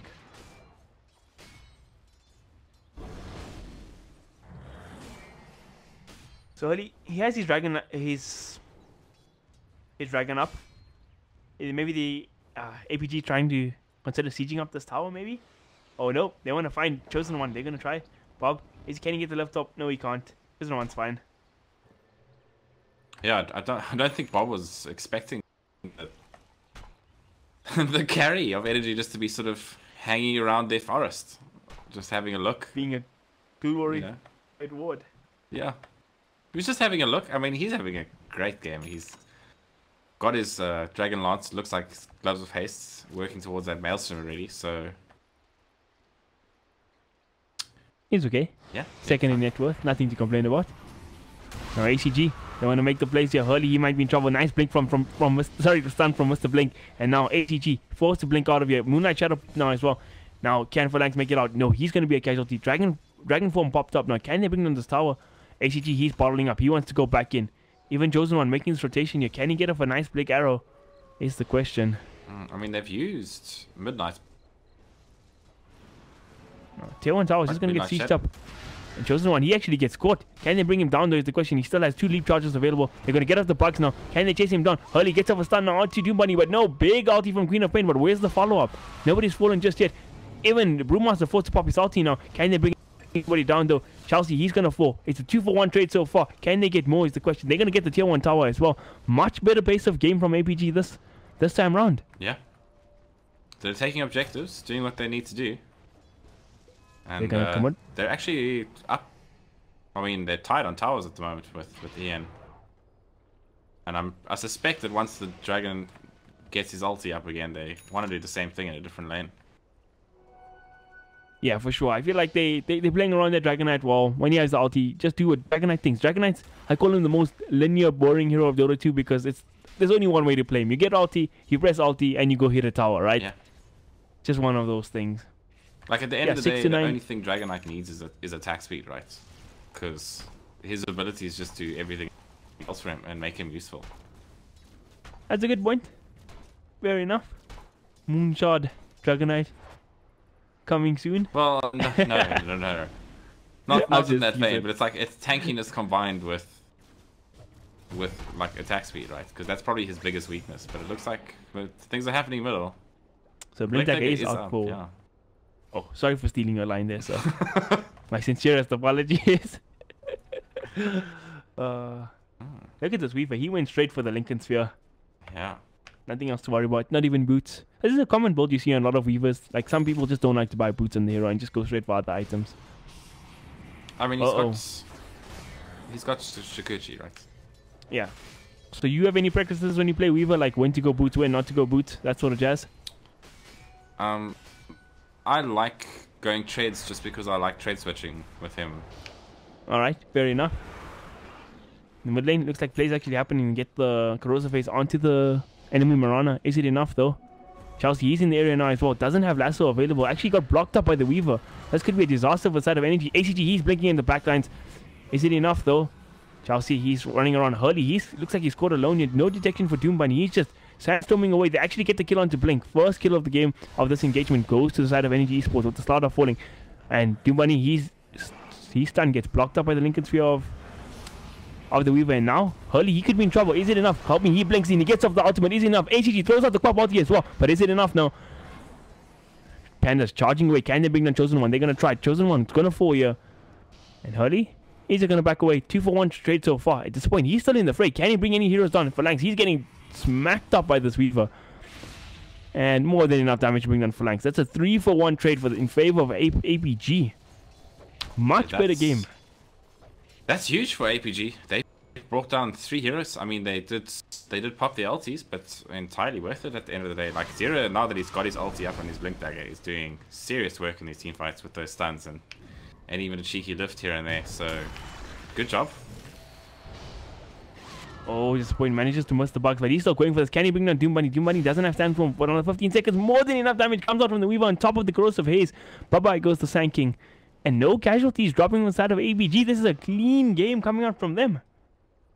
Yeah, now that they've managed to get some levels up, they've sort of hit their power spike. Like, Disappointers with the Lincoln Sphere is super strong at the moment, since he got that so early. And with your Blink Dagger on Brewmaster, which is like a major item, you've got Hurley, who's now working his way towards that armlet, but has that 4 levels up in Dragon's Blood, which is a really important like mark for him, because that's 20. Oh, my math is bad. 24 armor total at the moment. Pretty disgusting. So you can sit and just tank towers.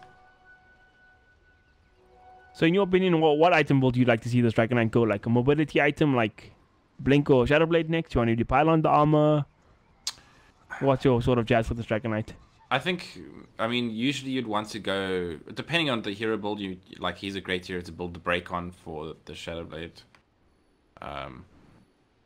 Not the Shadowblade, the upgraded Shadowblade. Silver's Edge. Silver's Edge. But like in this game, a Blink might be better just because you're running after heroes like Priestess of the Moon. I mean, Mirana. Stun comes out on the Mirana. Talking about the Mirana. Okay, she's fine. Now ACG, he's in the fray. Arrow comes out, not gonna hit beyond the mark. ACG, he gets corrosive haze as well now. Dagger comes out, landed onto the walled Rubik, man, and now Zero's actually stuck in the trees here with his illusions. Oh no, that's gonna be a disaster. He gets flashed up. He's gonna fall. Doesn't get the ulti off. It's a 1-for-0 trade so far. APG on the run now, and Albert gets the return screen of pin out, brings down one, and this is a massive engagement. Can Hurley tank this up? He's gonna try. No armlet delivered team just yet. ACG, he gets lifted up now as well. Is it enough though? It's a 2-for-2 trade so far, and now it could be more. Doom Bunny, sorry, Bob gets stunned up. Blink. Is he gonna get brought down here? Dagger ticking away. Is it enough damage? ACG is gonna try. Gets the screen. 4-for-2 trade in favor of Energy Esports. First fight they've won in a long time. In fact. Yeah, the Weaver wasn't with them for that fight, but he's been doing work in the bottom lane. Oh. As you can see. Okay, so I think that's worth it for APG in the end. Actually, getting a tier 2 tower there. Fair game. They get the tier 2, which is like really important now. They can spread their focus into other lanes, and it's given Disappoints a lot of space and a Desolator. I think a big thing here is that they can actually still defend this mid tower. Although Brewmaster got blown up there, he didn't come with the Primal Split. Yeah. Yeah, Zero's been really good about committing his ultis, knowing when he's actually like able to get a kill and when he's just going to die, right? So sometimes it's just not worth it. For sure. And now with Desolator on Weaver, this is huge. They may have lost that fight, but they've given Disappoint like so much space. He's 3k ahead of the Mirana at the moment. I said Priestess of the Moon earlier. Can you believe it? I'm such an old man, Kaameel. I really like one of my favorite Dota 1 names. Like it's like such a grand name, you know. Pot and Bottom used to be my favorite thing to say. Pot and Bottom.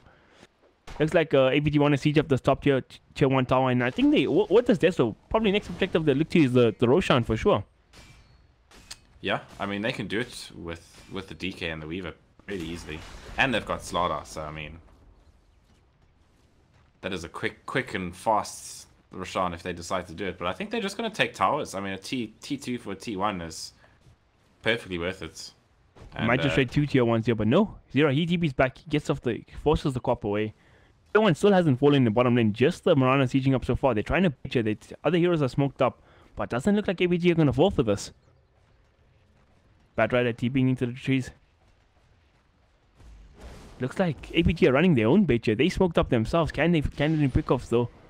Bob gonna go around the tower. Starter still no blink, but Hurley pops the ultimate. Can he get a stun off? He gets it onto ACG, but do they have enough burst to bring him down? They're trying, wailing away the Weaver is, and now Phalanx, DeMoNiK, the first hero to fall in this engagement. Lassa comes up, but to no avail. And at this point, he doesn't want to stop chasing. He wants to go for this. Can he find Phalanx here? He does find him in the trees, but no detection found just yet. That Invis paying off value, but the tower doing a lot of damage here to Disappoint. He might just have to scurry away. He has the self available, he pops it. But gets cancelled up almost immediately. ACG, he TP's back up. Yeah, his own little Weavers were dealing a surprising amount of damage to him in that fight. And it looks like Ryan's still available for APG. Not Disappoint, man. He's going to the bottom lane. Rat Dota is best Dota. I mean, they almost got that tower and got a lot of TPs out of it. So why not? Yeah, and the only big ultimate they used there was the Dragon Head ulti, which will be back up in about 55 seconds. So they're still pretty much in good fighting shape. Does Weaver find this double damage here in the bottom lane though? Sadly he doesn't.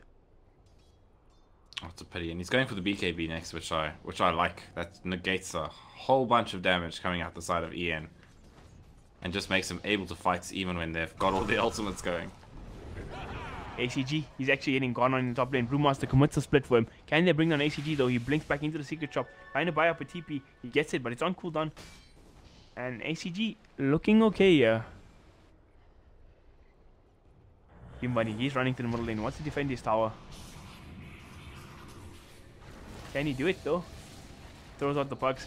Taking a lot of damage from Chosen One here, but he's dishing out more than he's getting. Look at the amount of damage coming out from Chosen One. Just the bugs alone. Sorry, from Disappoint. Pops the time lapse though. Can he get more though? Bugs still hitting up Phalanx. The damage coming out from Disappoint. Bye-bye goes Phalanx. Now Hurley, he's sieging up the tower. Blown up. The last two comes out. Do they have enough to bring down Mr. Zero? They're trying. He doesn't have split available. Is he gonna fall yet? More than enough damage from ACG's Queen of Pain ulti to bring him down. But Quap, he could be in trouble now as well. Bob steals the ulti yet again. Tier 2 fall, so it's a 2-for-1 trade so far in favor of APG. Disappoint, he's looking for more. Yeah, well, he's thinking about going for that Queen of Pain, but decided against it. Man. ACG making it out on a slither of HP yet again. The Sonic Wave steals have been on point. Bob, 3, 3, and 10. He's been involved with 13 of his team's 15 kills so far. That's an impressive tally. Yeah. He's been doing the work on that Rubik, and it's paying off. I mean, he's got his mana boots, he's got an urn, you know, he's doing fine. He's doing fine. Now, I think we spoke about the Roshan pit fight earlier, but I think a concern for APG is just how scary the side of Energy's Roshan fight is. You have the Sand King, you have the Bat Rider, you have the Queen of Pain. Even the Mirana Arrow, like getting one of the heroes like 5 seconds stun up in the pit is like super dangerous. Yeah, I think that's why the BKB is important, and he's almost got it. He's about 1,000 off, in 900 off or so. Oh dear. Bob's gonna find ACG in the forest. Bob, you don't have TP, so... Oh, but the Brewmasters here, they can wait with this. They do have dust available. ACG is gonna blink out. DeMoNiK, he queues up the ultimate though. Who's he trying to find? Gonna be a sort of 4th ulti? No, he actually gets the Brewmaster. Brewmaster forced to pop the split here. Can he bring down DeMoNiK though is the question. Albert, he has a Sentry Ward available, and DeMoNiK, he's just gonna fall right down. Godlike spree for Mr. Disappoint. Nice, DK's got a blink. So they are looking really good. Actually have a 4K advantage at the moment. After the smashing that they got in game 1. This is like fantastic to see, Kaameel. And now look at the mid lane. Double stun comes out. Can they burst on the Mirana in time? No, he's gonna get the first leap away. Second one. Double blink though. Oh, Chelsea, he pops the Firefly, gets off the good old flame break. Now Phalanx, he gets corrosive haste up. Watch this Weaver 2 hit him. Oh, but in the backline we get the lasso committed onto Blink. Can they bring down the Slaughter though? He's slithering away. Is it enough? Can he make it out? He's actually gonna survive on this, literally a slither of HP. And now ACG, he brings, oh, Slaughter falls in the end. But ACG, he gets caught here. Can they bring down the Queen of Pain? They actually do. ACG is dead. 5 killing streak down the drain, and Chosen One, he has to run away now. And that's going to be looking to a tower push yet again for the side of APG. They're winning these fights. They're winning these fights next to objectives. It's looking good right now. Oh yeah, and I like this pickup as well from the Brewmaster, going with the Vladimir's offering for his team, making sure that his 2 carries that are pretty heavily farmed at this stage of the game are getting that extra lifesteal and a little bit of armor as well. I mean, just Hurley is so tanky. He's got, what, 27 armor with his armor that's activated, plus 27 to a total of 36. Quick map. And actually hitting up the high ground here, no... Okay, they're going to back out now. I was going to say no ultimates available for the side of Energy. But they can be happy with how this game's looking right now. All the outer towers cleaned up. Roshan definitely got to be their next objective. Yeah, I mean, they can take it so easy. I'm surprised they haven't done it with the rest. So what do you think are some like conditions that they need to think about before going into the Roshan pit against this Energy Esports lineup? I think the Weaver at the very least needs to have the BKB. I think Hurley can most likely tank most of it, right? And still be okay at this stage. But if they get like all their spells off in a row, then it can be really harsh. But it has to be like a pretty perfect rush fight. But at this stage, they've got the mobility coming out of Aperture Gaming. They've sort of bridged that gap. They've got some blink daggers coming out. We've got a 4-staff coming out. Smoke comes out. DeMoNiK blinks in, gets the stun off onto Albert, but he actually blinks out. He's fine. Now Blink, he comes in, gets the stun onto the Sand King. Sand King's fallen. Doom, BKB pop, but ACG even throws out the ulti, but is he going to be fine here? Weaver burning out that mana as fast as he can, hitting up with against the corrosive haze. ACG gets the blink off yet again. 2 heroes have fallen, 3 heroes have fallen. Shadow Demon is gone yet again, actually. But now ACG is running away. Can he make it out? He is fine. There's been a lot of time chasing that Queen of Pain. They want him bad, Kaameel. They want him real bad. And this might just be the Roshan opportunity we were talking about earlier. 3 heroes are down. Sorry, I was just having a sip. Yes, I mean, this is like perfect timing for them. They've killed 3 heroes. Bat Rider's down, which is one of the biggest sort of entrance points for them into the rush pits. Unless you Moonlight Shadow it. So, quick rush with the Vlads. They actually gain HP out of it. Great. As Weaver, the 11-0 Weaver has now picked up in ages. Yeah, Disappoint's having a great game. He actually got... I think for a change, actually got like a really good safe lane for himself, which I feel APG haven't been giving themselves lanes they can win more often than not, if that makes sense. But Disappoint was given a lane that he could actually win this time, and showing off his experience has like done extremely well against the Bat Rider and is working on his way to Disblade, and is dealing atrocious amounts of damage. Oh, Phalanx. Oh, Phalanx. Let's see. Oh, he just accepted his fate now. Oh, no. He was just debating. Now, Phalanx. Is he going to fall here? Oh, Brewmaster Vandeling is chasing him. Is it enough damage, though? The rock comes out and Phalanx does go down. There's the pickoff. Can this be high ground? All the okay, splits down. Dragonite pops his ulti. Actually, looks like they want to go up the high ground. Moonlight Shadow gets activated. Chosen One looking for the snipe from the high ground. Actually gets pop in the arrow. Bam! Peek up. Rubik's down, but now help me. Zira, he brings up to the high ground. Blink. He's trying to get off the stuns. But ACG throws out the big Quap ultimate. There goes the slaughter. Is it enough? Hurley, he gets lassoed up. But he's trying to bring down damage. He's got the stun on cooldown. ACG gonna get the blink away. But actually, looks like Aperture Gaming might be on the run here. But no disappoint. He's joining the fray. Oh, wow. DeMoNiK. He's looking okay. 2-for-1 trade so far. Yeah, Age is still available in the Weaver though. Right at the back. That's the point. Going almost. He went into their base to get it. Oh, I missed it. Feels bad, man. Well, he got his carry and walked away. And they still have Aegis, so they're gonna be able to try again in a couple of seconds. I think the only thing they have to wait up is Brewmaster split and Dragonite's ulti again. But oh, ACG, he might be in trouble in the top lane. Disappoint. Sorry, Hurley. He doesn't want any of this. He's gone. Queen of Pain actually pick himself up at Lincoln Sphere now as well. Well, what do you make of that purchase? I mean, I really like it. Like they are. I mean, he doesn't want to get stunned by the DK, which is. They're not that many sort of single target spells. You've got the Rubik Lift, you've got stun on DK, you've got the minus armor on Slaughter and Drunken Haze on Brewmaster, right? Yeah, I feel like just negating that Dragonite like blink initiation. Yeah. Alone is like makes it super value this game. Also the Rubik Lift, like you said, pretty good Lincoln Sphere game. Yeah, they're like good spells to Lincoln Sphere. Drunken Haze makes you hit nothing, and if Queen of Pain wants to be effective in the late game, she generally goes towards a more sort of DPS orientated lineup. She is working towards that Orchids, and most likely into a Bloodthorn. It looks like both these Energy cores sitting respectively second and third on the net worth, which is good, except compared to the Weaver. This Weaver is like 5k ahead of anybody else. Chosen One, he actually just dodges the stun here. He has 2 more leap charges available. Can he make it out of this? He's gonna try. He gets close to hazed up, but he's looking good right now. Gets forced off the way as well. Oh, they might find more. Bottom lane. Chelsea looking for the lasso. No team to back him up though. He might be in trouble now. Hunter's gonna become the hunted. He gets stunned up now as well. Corrosive Haze comes out. Chelsea's gonna fall. 55 seconds down. No buyback in fact from this Batrider. Chosen One gets off the big stun, but it's onto the Dragonite. He's so tanky right now. Banish comes out from Phalanx as well, but he gets stunned up. BKB gets used for Hurley, bringing down this Phalanx. Bye-bye goes the Shadow Demon. And that's 2 heroes down. No buyback. 3 seconds. They're out of the game. They're just taking down the initiators one by one. Shadow Demon, you're gone. Batrider, you're gone. Cool, we can take high ground. It's only a Sand King left. Hey, this might just be their chance to bring down the tier 3. Disappoint hits up with the Deso and ACG. He gets stunned up. He's getting changed up. Can they bring down the Queen of Pain? They're trying. Is it enough? The Queen of Pain goes down. ACG's dead 70 seconds. He does have buyback. But is he going to be forced to commit it is the question. Disappoint still wailing away at this tower. And that's a massive pickoff. 13-0 Disappoint is on this Weaver right now. They did manage to get the DK, which is going to slow down this push just a little bit. Ooh, problems. Oh, Tira blinks back in. But this is a brawl of brawls. Disappoint still doing the damage. And he gets lasted up now, but he still has the Aegis. Can they bring him down in time?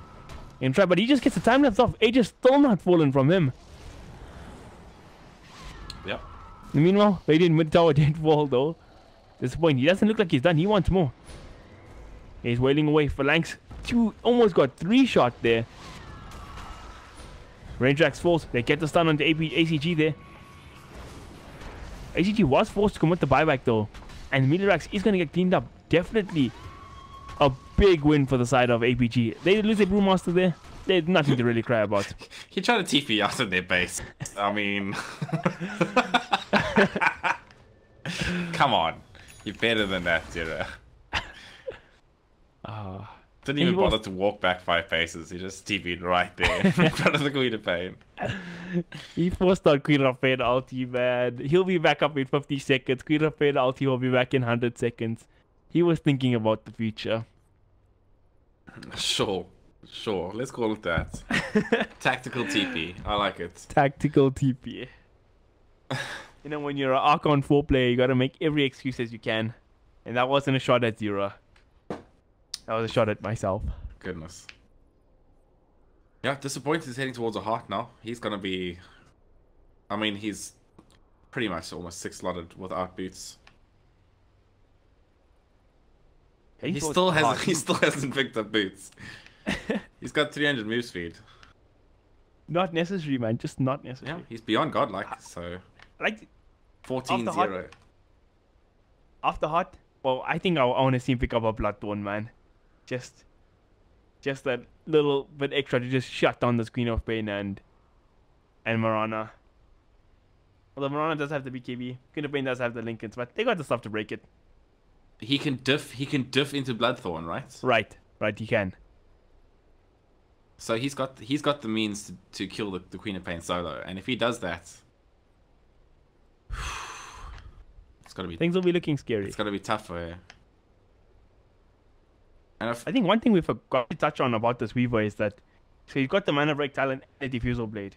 Now that actually burns more mana than an anti-mage does. It's actually crazy how much mana it burns. People are debating whether it's a bug or like a game mechanic that you can have Mana Break talent and Diffusal mana burn stacking. What do you think about it? I mean, like, the fact that it stacks is quite strong. Very strong. Disgustingly strong. But it's only 20 Mana Break. It's not like... it's like... No, it's really strong. Don't get me wrong. It's really strong. But I feel like it's fine that it stacks. Alright. Fair enough. Fair enough. I mean, it's a debate. Like, nobody's like concrete, you know? There's different sides of the thing. And I just think in my opinion, I think it's a bug because... Actually, I don't think it's a bug because it hasn't been patched for like... I mean, there's been 2 patches since 7.07 came out and nobody's patched it. So it has to be intended. Well, like, but it does I'm just thinking about it in terms of like, if you think about attack speeds, right? Like, if a Weaver's hitting you, it'll be like boom, boom, boom, boom, boom. Like, in terms of like how fast, because he doesn't hit that fast actually. Right. Whereas like if an anti-mage is hitting you, it's like boom, boom, boom, boom, boom. You know what I mean? It's way more regular. Right. What So the it's Manta sort of- illusions. It sort of it evens out, right? I think the base of the discussion is like, should the Weaver be competing with an anti-mage level of mana burn? Probably not. But the hero is like quite weak, so I like the fact that they've made it more like glass cannon, if that makes sense. Because I mean, they've taken away a lot of stats on a lot of items. Right. All right. I see where you're going with this. So she, Yeah, like, she has the ability to go super glass cannon. You know what I mean? Well, if you look at what Zero has done this game, and he's in his sort of talent tree, he's went at 15. He didn't take the 12 strength. He went the extra Sakushi damage. So even in the rest of his talent choices, he's just going super glass cannon. Yeah, just like the only defensive. Okay, he's got 2 defensive items though. To be fair, with the Lincolns and the BKB, so he's like in a pretty good space. But I mean, he's only got 1,800 HP. So I mean, if they actually manage to lock him down for a few seconds, which they have the ability to do with the Marana and the Sand King and a Shadow Demon, you can definitely kill him. I mean, Marana's hitting for 208 now, so, and she can fire pretty fast. He had gone 100 leap attack speed, so, and 20 damage, so she is going full DPS. I don't know how somebody could not take the 100 leak attack speed though. I don't understand why anybody would take the arrow cooldown. Like, it's really nice once you have like the multi-shot arrows, but still, like 100 leap attack speed at a level 15 talent is actually crazy. So good to note that it doesn't work on allies now. It's just the I Marana think the gets it. only argument would be if you're like a support Marana that's sitting at the back of fights just firing arrows, right? Yeah. And also, leap only gives like a 2-second. It's a 2-second buff now.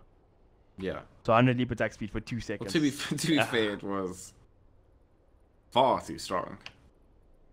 I guess so. It was. Oh, she was great.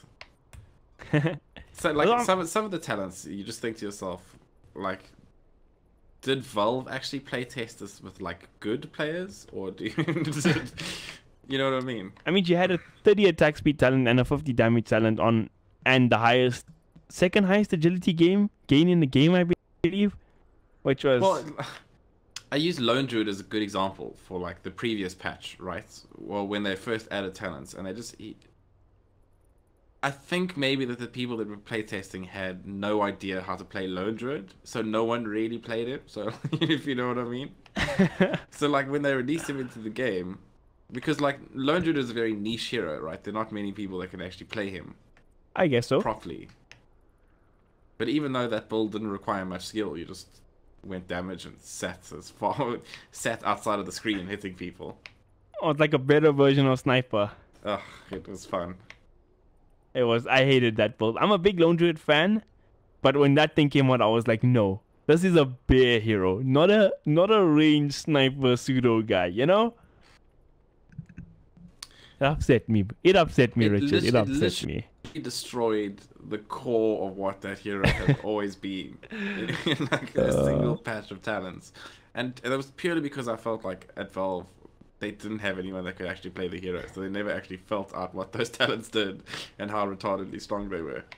I think the worst case of like how is that in the game was Leshrac in the Leshrac patch. Oh. I loved Disco Pony though. Disco Pony. It was ridiculous, Richard. It was ridiculous. I'm a big fan of playing Disco Pony, so I like him now. There's a balanced hero, but then let's not talk about it. His lightning was just too strong. Way too strong. Now APG clean up this lane of racks. They have lost their Aegis. Looking like Weaver just 2,000 gold off his heart. It's like a little game of farm for now. Waiting for their timings to come back up. Waiting for the Brewmaster to respawn. What do you like to see in the next, let's say, 5 or so minutes from of Energy? How do they come back in this game? It's tough. I mean, like there are a lot of core items up that make it difficult for them to deal with things like the Weaver and the DK. I mean, they both have BKBs on them now, and those are the big problems. So they're starting to fall off a little bit. So now it's like the point that they need to start rotating into their later game builds, right? Queen of Pain actually needs to start getting some DPS to actually start dealing with the Dragon Knight and being able to make sure that if they lock down the Weaver, she has enough physical damage to be able to take her down. DeMoNiK, he gets stunned up. He's corrosive haze. Do they have enough damage to bring down? These two supports are trying alone, but Hurdy, he's coming in the back and he gets up the blink stun, brings down the Sand King. Yet another casualty on the side of Energy Esports. Is a 14k network lead in favor of APG right now. Like you have on the side of Energy Esports, you have a lineup that scales less well, I would say, into the late game.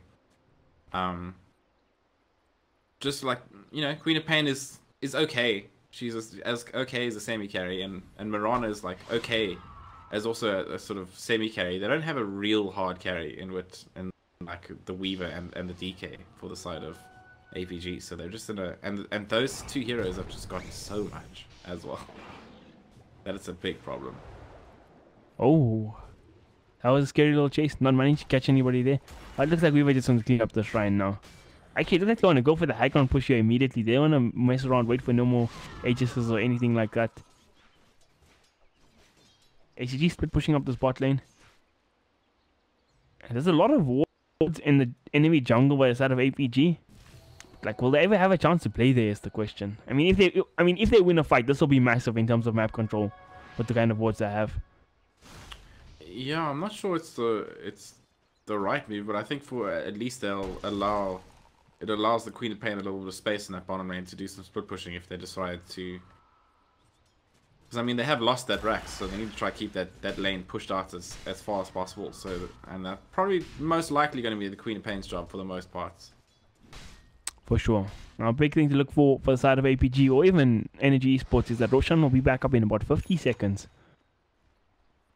Definitely be the next objective for both these teams to contest. Chosen One's almost got his Majolna as well, which is pretty good item against these heroes that like to hit many times. Majolna fights back, and it fights back hard for heroes like Weaver and DK that want to wail on you. For sure. I feel like I'm actually going to say that this next fight will be won or lost at this next Roshan, but... Look at that. That's pretty big. That is very big, especially in terms of breaking high ground with a Dragon Knight in a Weaver. You're actually sitting at like 6 minus armor from the Desolator, 5 extra from the AC. Looking big now. APG? Sorry, ACG. I always get it wrong. Shoving in the top lane right now. 2 cards, 3 range creeps. But oh, that's just free farm for Bob. No carry. You can't get any last hits there. Blanks, he's going to TB out now as well. He's all good. I mean, just think about it. If they had this Panda in the previous game, how much better their situation like would have been. You know, if like instead of a Doom, they had the Panda with like the Vlads and the Blink Dagger, just so that they're able to fight. Like that alone makes a huge difference in a Dota game. And it's good to see, and it's like it's always interesting to notice the subtleties, right? For sure, for sure. Oh. To quote Lord Castaway, Dota is a game about the little things. It totally is, because little things make a huge impact as the game goes on. And originally, I'll debate with you in the sense that I don't think picking a hero is considered a little thing, you know? It's, well, yeah. I think it'll be considered a big thing. I mean, you can't just be outdrafted, right? Right. But that just means you've been outplayed before the game's even started. But this is luckily wasn't an outdraft. Both teams had fighting games, but I think like the Weaver. H is back in the hands of the Weaver, sieging up this tier 3 tower now. And now Blink, he gets in the initiation, he gets bursted down immediately. That's so under the tier 4 towers. The starter, he might just perish. He falls, the first one to fall. But can they get any more though is the question. There's the point. He doesn't care. He's playing objective games right now, trying to bring down the towers as fast as he can. Lassie was committed. Other ultis are still available. Blanks though, he did perish as well. It's a 1-for-1 trade so far. DeMoNiK trying to get in the stun, but he doesn't catch anybody. And now he gets stunned up. He's going to get brought down under his own tier 3 tower. By goes the Sand King. No buyback for him. Chosen One, he's forced to back away now as well. ACG throws out an ulti, but not doing much there. No follow-up as well. Zira, he blinks in, making space. Second in the racks, cleaned up for the side of APG. Now ACG, he gets stunned up. He's going to be in trouble. He's down. This might just be the game here and now. Chosen One, he's backing away. Chelsea is on the retreat. And look at that speed from Weaver with that 25 talent. And GG is finally called. The Dragon Knight was a clutch pick for this game. I really liked the way that it routed up the slider, and APG fighting back, taking game 2, going into game 3, Kaameel. I am pumped. I was like, I thought this game would be like a decent game. Obviously, Energy favored like this match. And after the first game, I was like, oh man, I was wrong. But after this game, I'm like, okay, game on, boys. Game on. Game on. See you guys in the third game.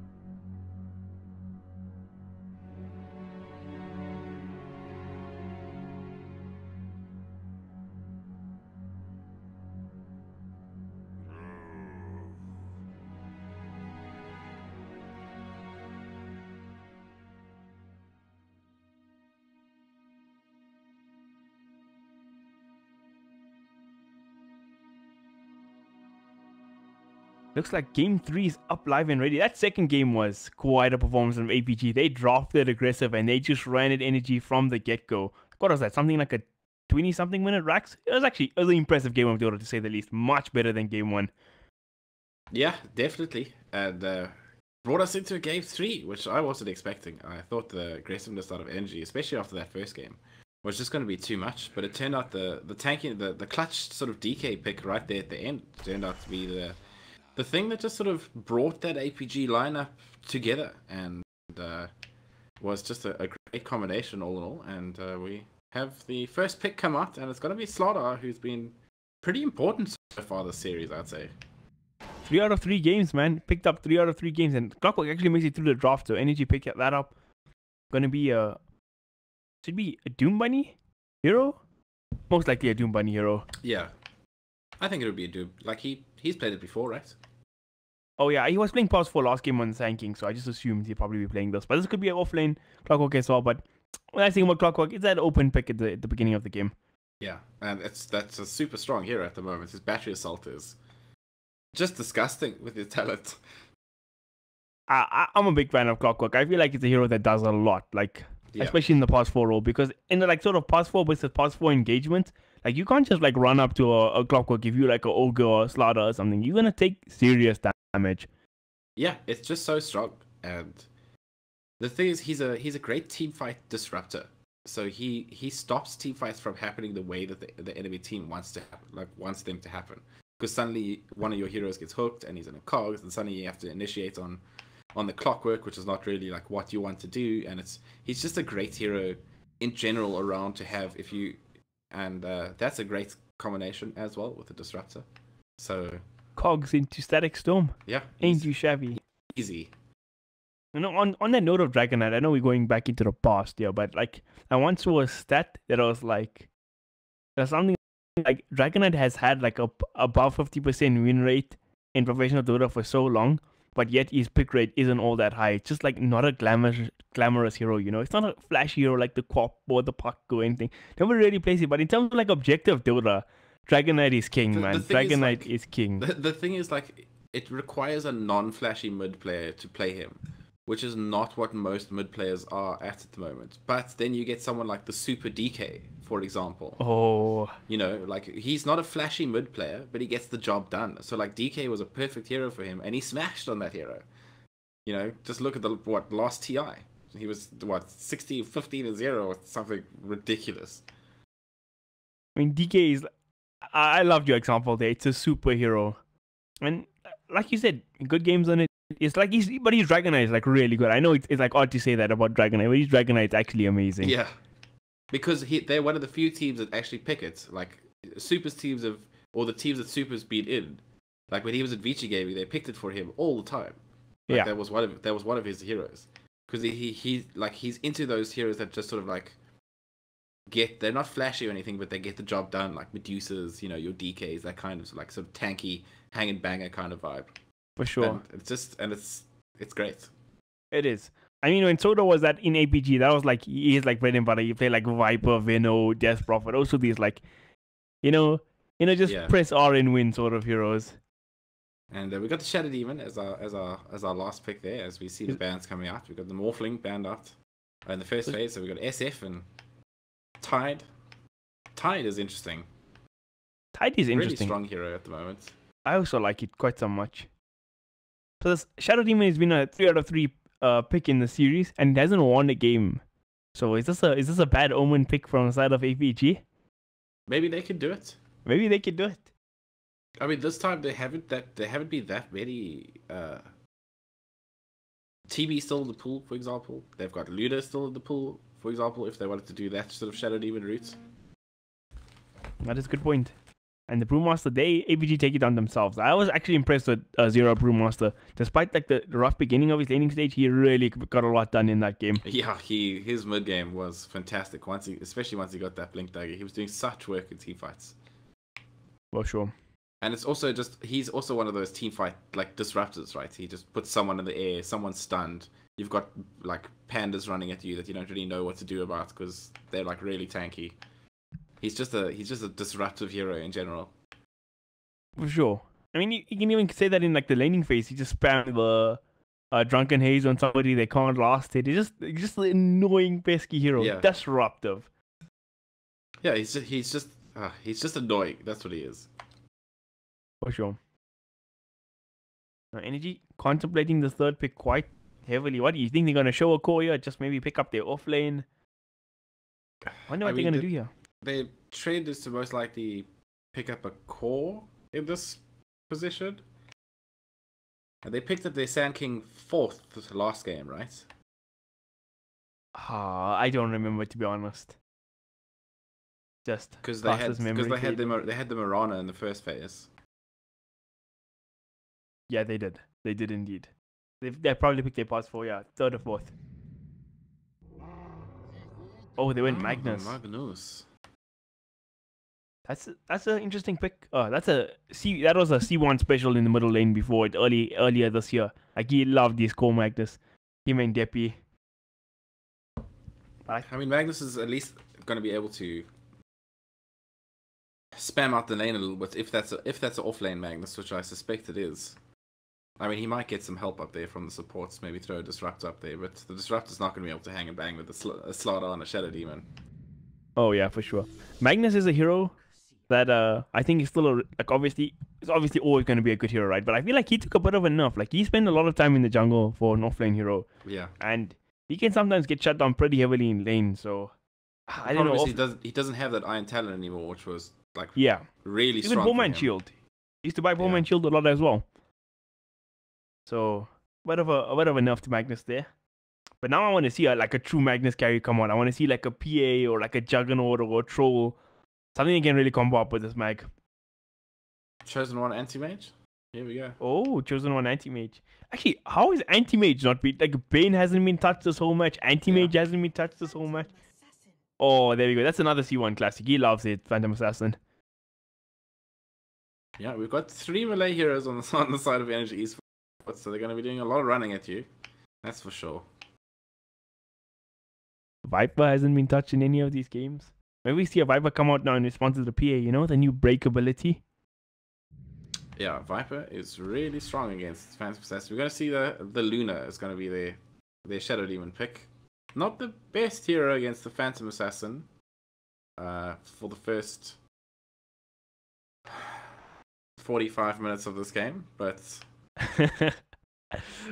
once we hit 65 minutes at Phantom Assassin, then she's good to go. Yeah. Once she's got the MKB and everything else in the game, then she'll be fine. Yeah, I feel like they don't have a natural surface edge carrier against PA, which could be a problem, but maybe they can change that in this last spec. What are they going to go for in the mid lane? They have Darkseid Slaughter as a pretty solid dual lane, like to disrupt like melee carries and stuff, right?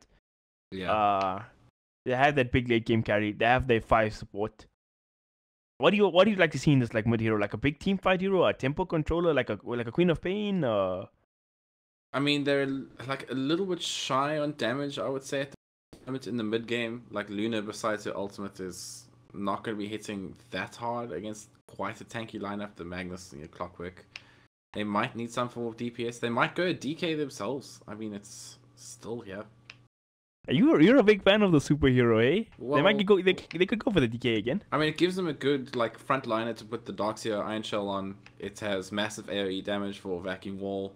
It gives them the sort of pushing power that they lack at the moment. Besides maybe the Luna, but they don't really have much benefiting from the Luna aura as well. Yeah, I mean the DK is also like a natural Silver Edge. Like he can build into Silver Edge pretty comfortably as well. Yeah. So that could be a big pickup. Like he just sort of suits their needs, I think. Let's see if he's willing to pull a super 2 games in a row. What they're looking for, but it might just be that they're looking for something a little bit kinkier against the Phantom Assassin. Oh, I wonder if we see another sort of Magnus-oriented core come out from the side of Energy Esports. I mean, they can do it, but they can still pick up something like a Terrorblade. Oh, TV's been banned. Never mind. They can't pick up a Terrorblade. No, the Anti-Mage is still there. Oh, I don't think they could go full melee. I mean, this is a pretty decent game for Anti-Mage, to be fair. Only Slaughter really to catch him. Yeah. Okay. But then again, the high tempo play from like Luna, Shadow Demon is also pretty scary though for an anti-mage. And there we go, the Viper comes Ember's out. still around as well. Ember might be a nice run at you, Core. Oh. Sniper. I mean, he doesn't get cleave. Then. He doesn't get cleave, but the extra damage from the sniper is nobody's gonna complain about that. Yeah. Sniper's Spirit Breaker bash talent is one of the funniest things I've ever seen. Oh. Oh. Okay, so going into this game 3, any predictions? Looking at these two teams' drafts. Well, I like. Who are you favoring here? The Viper last pick is really good against the PA. It gives them that sort of early game answer. They don't really need to go the break anymore. But on the other hand, they like Energy Esports can be super aggressive. Roundabouts, again, that sort of 10 to 15 minute mark. Their heroes come online and can do stuff. So it'd be interesting to see. I think both teams actually have a shot at winning the game if they play their lineups correctly. I think the thing that worries me is that it's going to be like, you usually pick this Viper to like sort of win the middle lane, but I think Sniper sort of outlanes him at some point, especially the ACG playing the Sniper. I think it might be a dangerous lane for the Viper in terms of just pure, I don't know, winning the lane. Snipers can stand far enough back that like the Viper has to go really aggressive if he wants to, actually get some aggressive work done in the lane. So the Sniper could just hang and then get some extra shots off, and it just turns out pretty badly for the Viper in general, especially if ACG sort of decides to go 2, maybe even 3 points into that take aim. For sure. Now it looks like what is committed here. It's a really odd spot here for the side of Radiant. Guarding up their Ancients, maybe a good decision with the Luna on their team. Scouted out the Ruin, got a little up here past the Roshan pit. Yeah, I mean, they might have the option of early stacking here. I don't know who's going to be around to be able to do it, but it's an idea. They definitely have that Luna. And Disappointed had a fantastic game last game. Yeah, when you got that carry player on in his zone at the moment, you might as well play around him. Daya committing yet another lane ward. Trying to secure this off lane against Mr. Dox here. Clockwork's a pretty good support against Doxia, I feel, as well. Yeah, being able to trap him in those cogs so he doesn't get away from Surge, or just being able to push him out while he's busy surging, push him in a direction so that he wastes that surge time. It's just so useful to be able to shut him down. The sheer mana burn against Doxia in the early levels before he gets his soul ring, it really makes his life difficult. Now they're going to commit 3 heroes yet again to shutting down this offlane player from the side of APG. Bottom lane though, APG have a similar strategy to shut down Mr. Chelsea. These offlane players haven't had fun times like in any of these games. No, we've had really defensive tri-lanes in all 3 of them. Oh gosh, Chelsea. He gets a skewer back, gets a slaughter on the tower, tanks up 2 shots. Not too bad. Saves his life. Top lane though, Doxia not having any of the easier time. Mr. Zero, he's getting harassed up pretty heavily. No first blood built just yet at this first minute of the game. Does had to cast aura on himself. Has popped his mana pots, but I think it might be taken off there. Oh, Zero, he's in trouble. This might just be the first blood right here. He's gonna make it out. Oh, they actually get classic phalanx. Classic phalanx. What is even first blood for your core? Yeah, and the Viper actually doing quite well against the Sniper. These are the levels that he actually has to dominate the lane, and he's doing just that at the moment. I keep that Sniper as far back as possible. Yeah, he hasn't. ICG, as we see, has no point in shrapnel just yet. Like, why he has this opportunity, he might as well go for it. And even Blink making the rotation here, just keeping ACG scared. see what I mean? 2 in take aim already, Kaameel. He wants to get that range advantage on. Oh man, I can't believe I'm seeing this. No shrapnel was found that day. Richard knows a thing or two, hey? Oh. Chelsea? He gets banished up. He might be in trouble. Slaughter running straight past here. Can they actually bring him down? He's actually super low. Is he going to fall here? They have the stun available. Bam, by goes the Magnus. And both these offlane players dying 1 for 1 so far. Yeah, these offlaners just have been total disaster zones for the most part. For both players. Oh gosh. Looks like Zero's in trouble in the top lane again. Oh, man. Can he make it out? Nah, he's going to fall here. Can he bring anybody with him is the question. No. He's okay. Oh, Glimpse comes out. He's still running. Oh. Chosen one. He's going to blink him. Oh. Probably goes to Doxia. Well, the plus side of Doxia, I think he jungles still pretty decently, even without Iron Talent. So, that's a plus to him. He's got his level 3 now. Yeah, and he's actually getting quite a decent amount of farm out of this lane, because they haven't really had time to go on the creeps, because they've been killing him instead. So he's just passively been able to get a little bit of, you know, at least 11 CS. That's not doing too bad. He's almost got his boots. Oh, Chelsea misses the range creeper in the bottom lane. I feel like this sort of like Luna Venge sort of strats where you have these super high damage, good attack animation cores. Although Luna attack animation not the best, is that denies are so important right now. You get so much out of denying. You just make people's lives miserable. Look at this one sitting on 10 denies so far in this game. Chosen one similar, 9 on top lane. Gonna be 10 now? Oh no, he got lost it, my bad. Shame, this poor Magnus is level 2. Just trying to do what he can. He's trying to get experience here. Off the neutrals, because that's pretty much like all he can do. At least the Darkseer has the option to go into the jungle if he so wants. He dropped the shockwave to get the range creep there. What a player. That's a good point you make.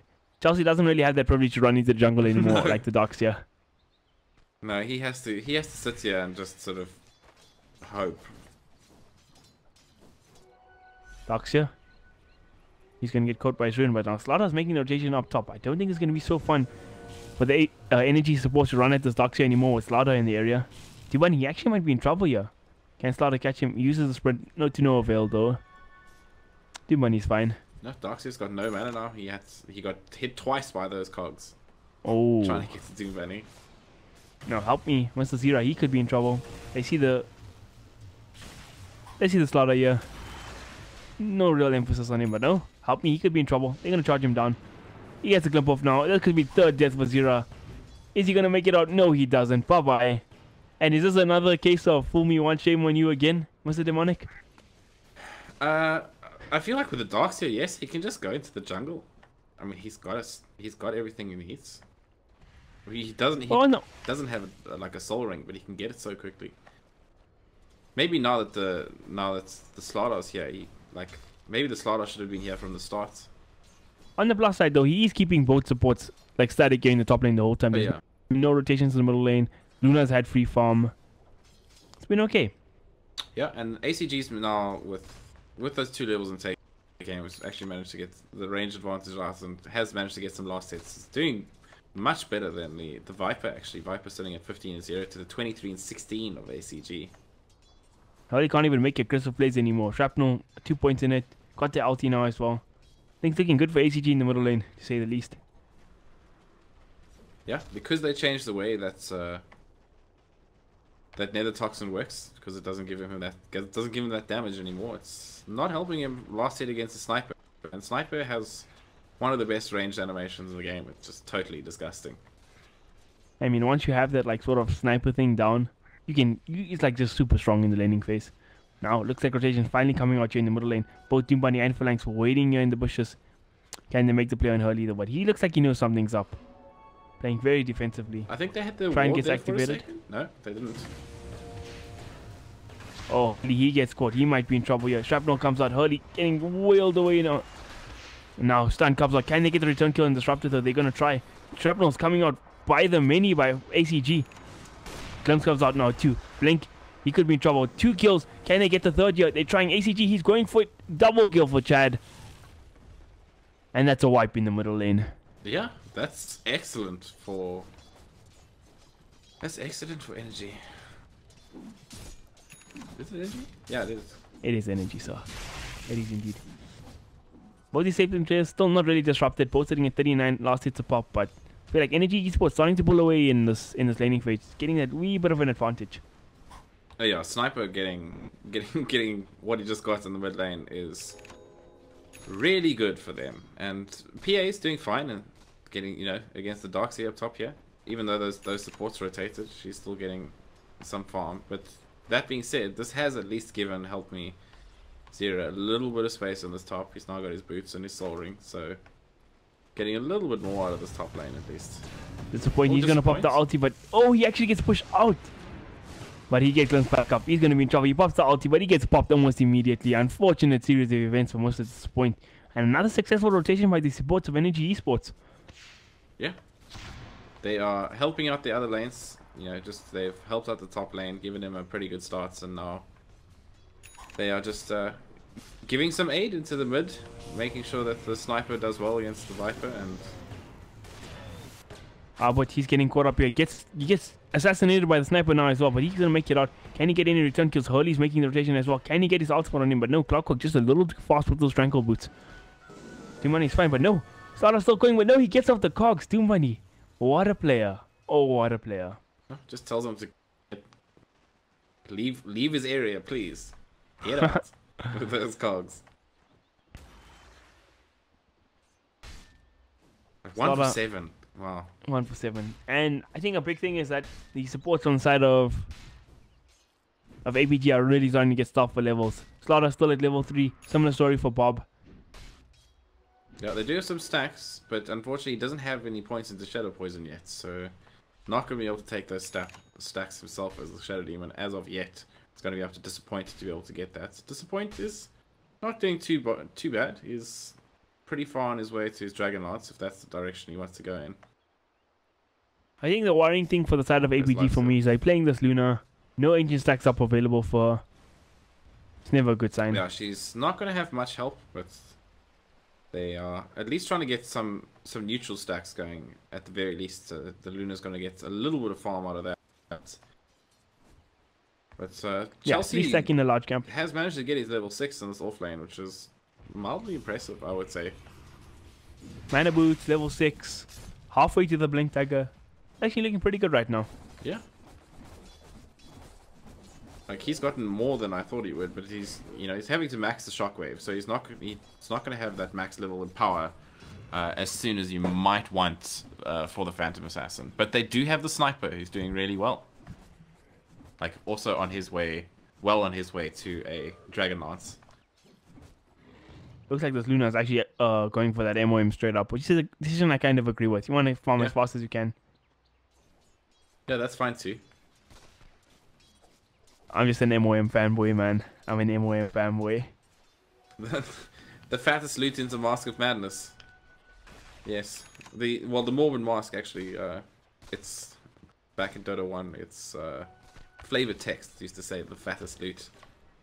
And I've always just referred to it as that. Oh, help me, maybe in trouble. DeMoNiK's found him in the top forest by himself. Oh, he commits the wall here on the stock. Is he actually going to make it out of this alive? Oh! Zira just standing in man fighting. He gets his friends in there, but he gets the kill in the end. Good old fight to the death. I like it. I like it, Kaameel. I always appreciate that sort of like, who is the bigger man contest, you know? And it turns out Zira with the help of 2 teammates is. It's like, I know we're both not football fans, you know, the biggest, but even we know the see what Xavi and Iniesta jokes. It's true. And it looks like they actually are getting a few ancient stacks in now for that Luna. Gonna be a 3 stack there. That's gonna be a big deal. That's Luna. Gonna have an MOM soon as well. Actually, she's coming out in the career now as well. Did I see a smoke pop? I did from Hurley and Bob Yules going towards the mid lane. They want to get that sniper. And they get the ultimate off onto ACG. They're gonna try. They do. Is it enough though? They're gonna try. They're gonna chase him down. Shrapnels come out. Is it enough damage though? Nope. They're just gonna get scared away. Clockwork's even here. They might even want to turn this. Assassinate comes out. Oh, upward with the dodge. But is it enough? Hurley trying to do the damage. He drops down the nether toxin there. And Bobby was the only casualty here in the middle lane. 4 heroes did end up rotating. Now it looks like they want to actually make the play on the Phantom Assassin top. No creep wave for him to blink to anytime soon. But they don't have the damage to bring down Mr. Chosen One. Yeah, and he has enough for one of his Mithril Hammers if he wants to go for that Desolator. He's got it queued up, but at least Zero for the meantime has Hurley's in trouble. He gets caught in the cogs. Can he make it out of here? ACG wailing away with the damage. Bye-bye goes the Viper. Second death of the game for him. And ACG, He's sitting well on top of the net worth charts. Even Luna making the rotation here to the middle lane. Yeah, I think she's coming up to farm that ancient stack. Looks like it. Oh, that's a hefty little stack there. I feel like Phalanx did scout it out, so they might just go for this. They don't actually have a ward exactly for this ancients. They have a ward on the side. Looks like Mr. Does he have the damage to do this with 2 of these Seder camps? Yeah, he'll manage.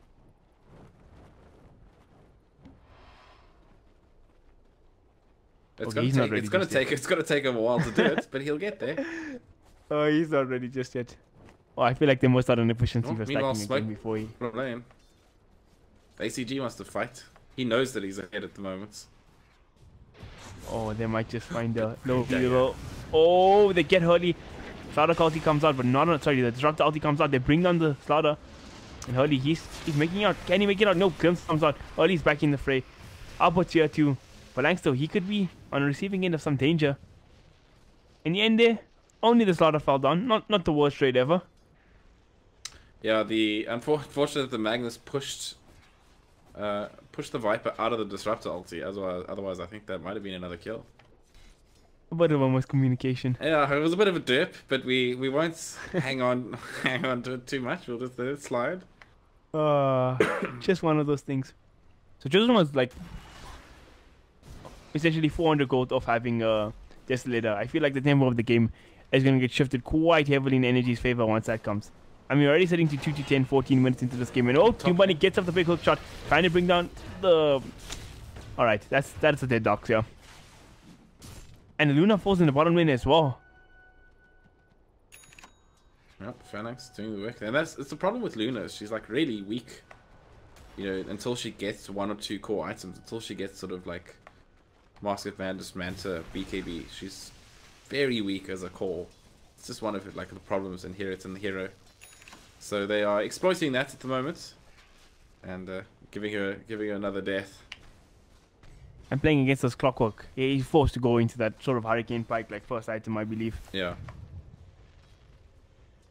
Yeah, exactly. She's forced to go into some more even more defensive items, which is not ideal for her because she wants to be getting some damage and some health, so that she can actually be useful in the team fights and actually start hitting heroes, because that's how she expands her late game.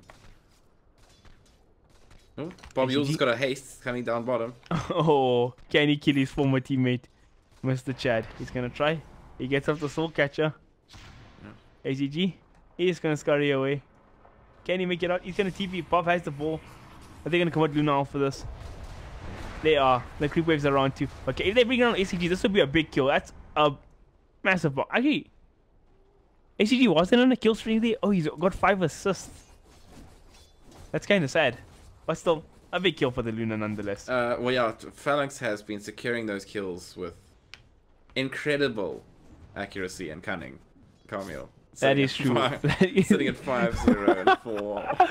I wonder if somebody's informed, but like, this isn't an SA pub. Slaughter, he gets caught here by DeMoNiK as well. Can he make it out? He's going to be in trouble. Oh, hook shot comes out and DeMoNiK just finishes off the job there.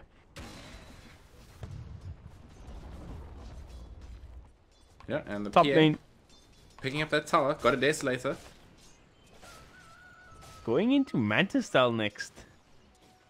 I wonder. Okay, maybe just a debuff for the Slaughter Corrosive Haze. Why don't you just go like BKB instead? I'm trying to figure that out myself, sir.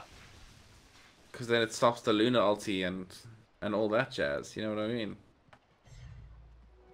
Yeah, no, he's committed to this Manta style, dude. Yeah. Gives him agility, gives him movement speed. BKB overrated item, dude. Agility gives damage now as well, don't forget. So, you know, it's good. Yeah. Full 3-man rotation here by the side of Energy Esports. They want to start pressuring this. Oh, there's no bottom tower left, in fact. They're going to own up this jungle. Don't give Luna any space to breathe. Luna does finish up a Dragon Lance. Going up for the Manta style herself next.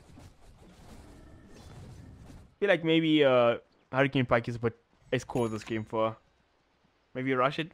I think maybe Manta Star first is fine. Or at least the Yasha first. Yeah, Extra the movement Yasha's speed. fine. She needs something to be able to farm that stack a little bit better, because it's just sitting there. If Doom's got his eye on it now, and is Uh-oh, somebody gets caught. Zero is going to be the casualty, but he gets up the nice vacuum wall there. PA Illusion's doing the work, but he's going to fall. Can they have any response to this? Right next to their shrine. PA blinks on actually one shot. Oh, but it's a disaster. Hurley's in trouble now as well. 4 heroes down. That's incredibly messy fight, actually. Which just plays into the whole clockwork and sniper combination, right? They're just able to sit there and deal so much damage. PA also very mobile, can do things here, can do things there. And if you one-shotting a disruptor, then sure, why not? Oh, poor Bob, man, poor Bob. You see, if he last hitted some of the kills for his team, maybe he would have been a survivor like Mr. Phalanx.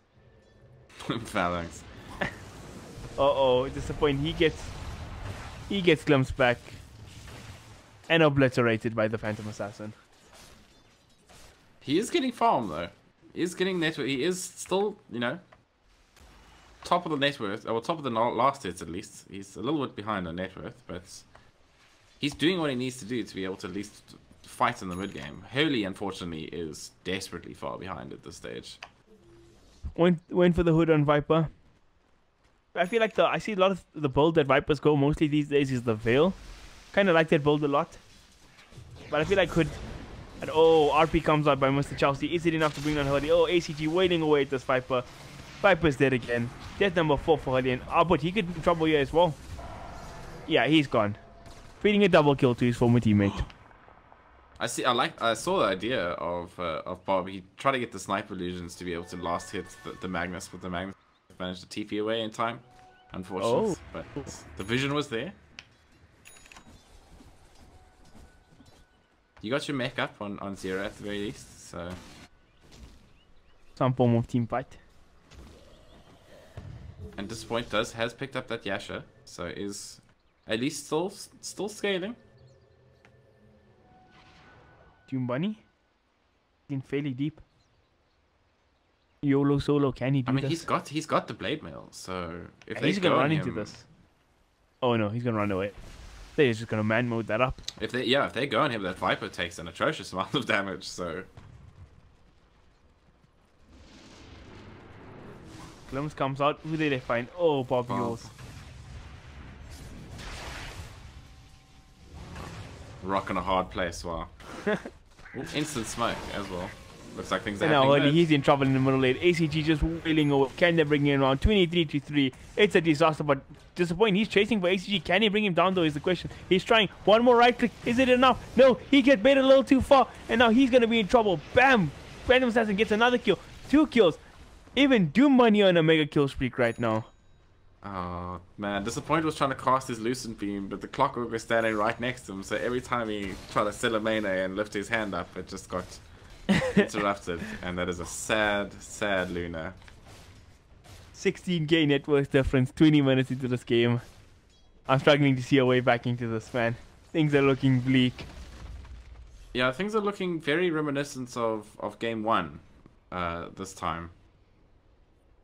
Again, they don't have that big frontlining core that they could use to fight up against these heroes at the moment. They just sort of fold inwards very quickly, right? They have to run away and try sort of use their ranged advantage to try get the better in the team fight, and it's just a huge problem. And this is my biggest problem with Viper as a hero. I feel like he's a really good hero when you're ahead, but from behind I feel like the hero does little to nothing. Yeah, that is for sure. And they are going to get the Ross. Chelsea is very low, but has decided to go for that Midas on the Magnus. I mean, he had such a horrid early game. I actually don't mind this. He's got his core items, the Blink and the Mana Boots. Chosen one, looking for the sniper in the back lines. PA's picked up that Manta. Ooh, Clockwork Hook. Viper, he's gonna be in trouble. Oh my god, by goes the Hurley. Now this PA is huge.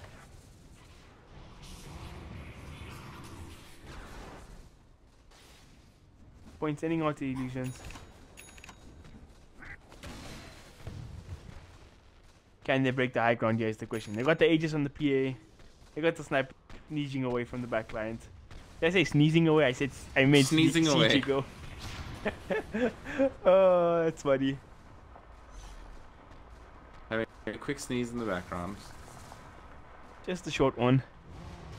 Yeah, and ACG, now that he's got that 4 to take aim, plus the Hurricane Pike, can easily siege this T3 without even being remotely Magnus in is just waiting. The minute somebody tries to step up and do anything to the sniper, Chelsea's on the ready. Got that RP. Well, I mean, he's got the Aegis, so...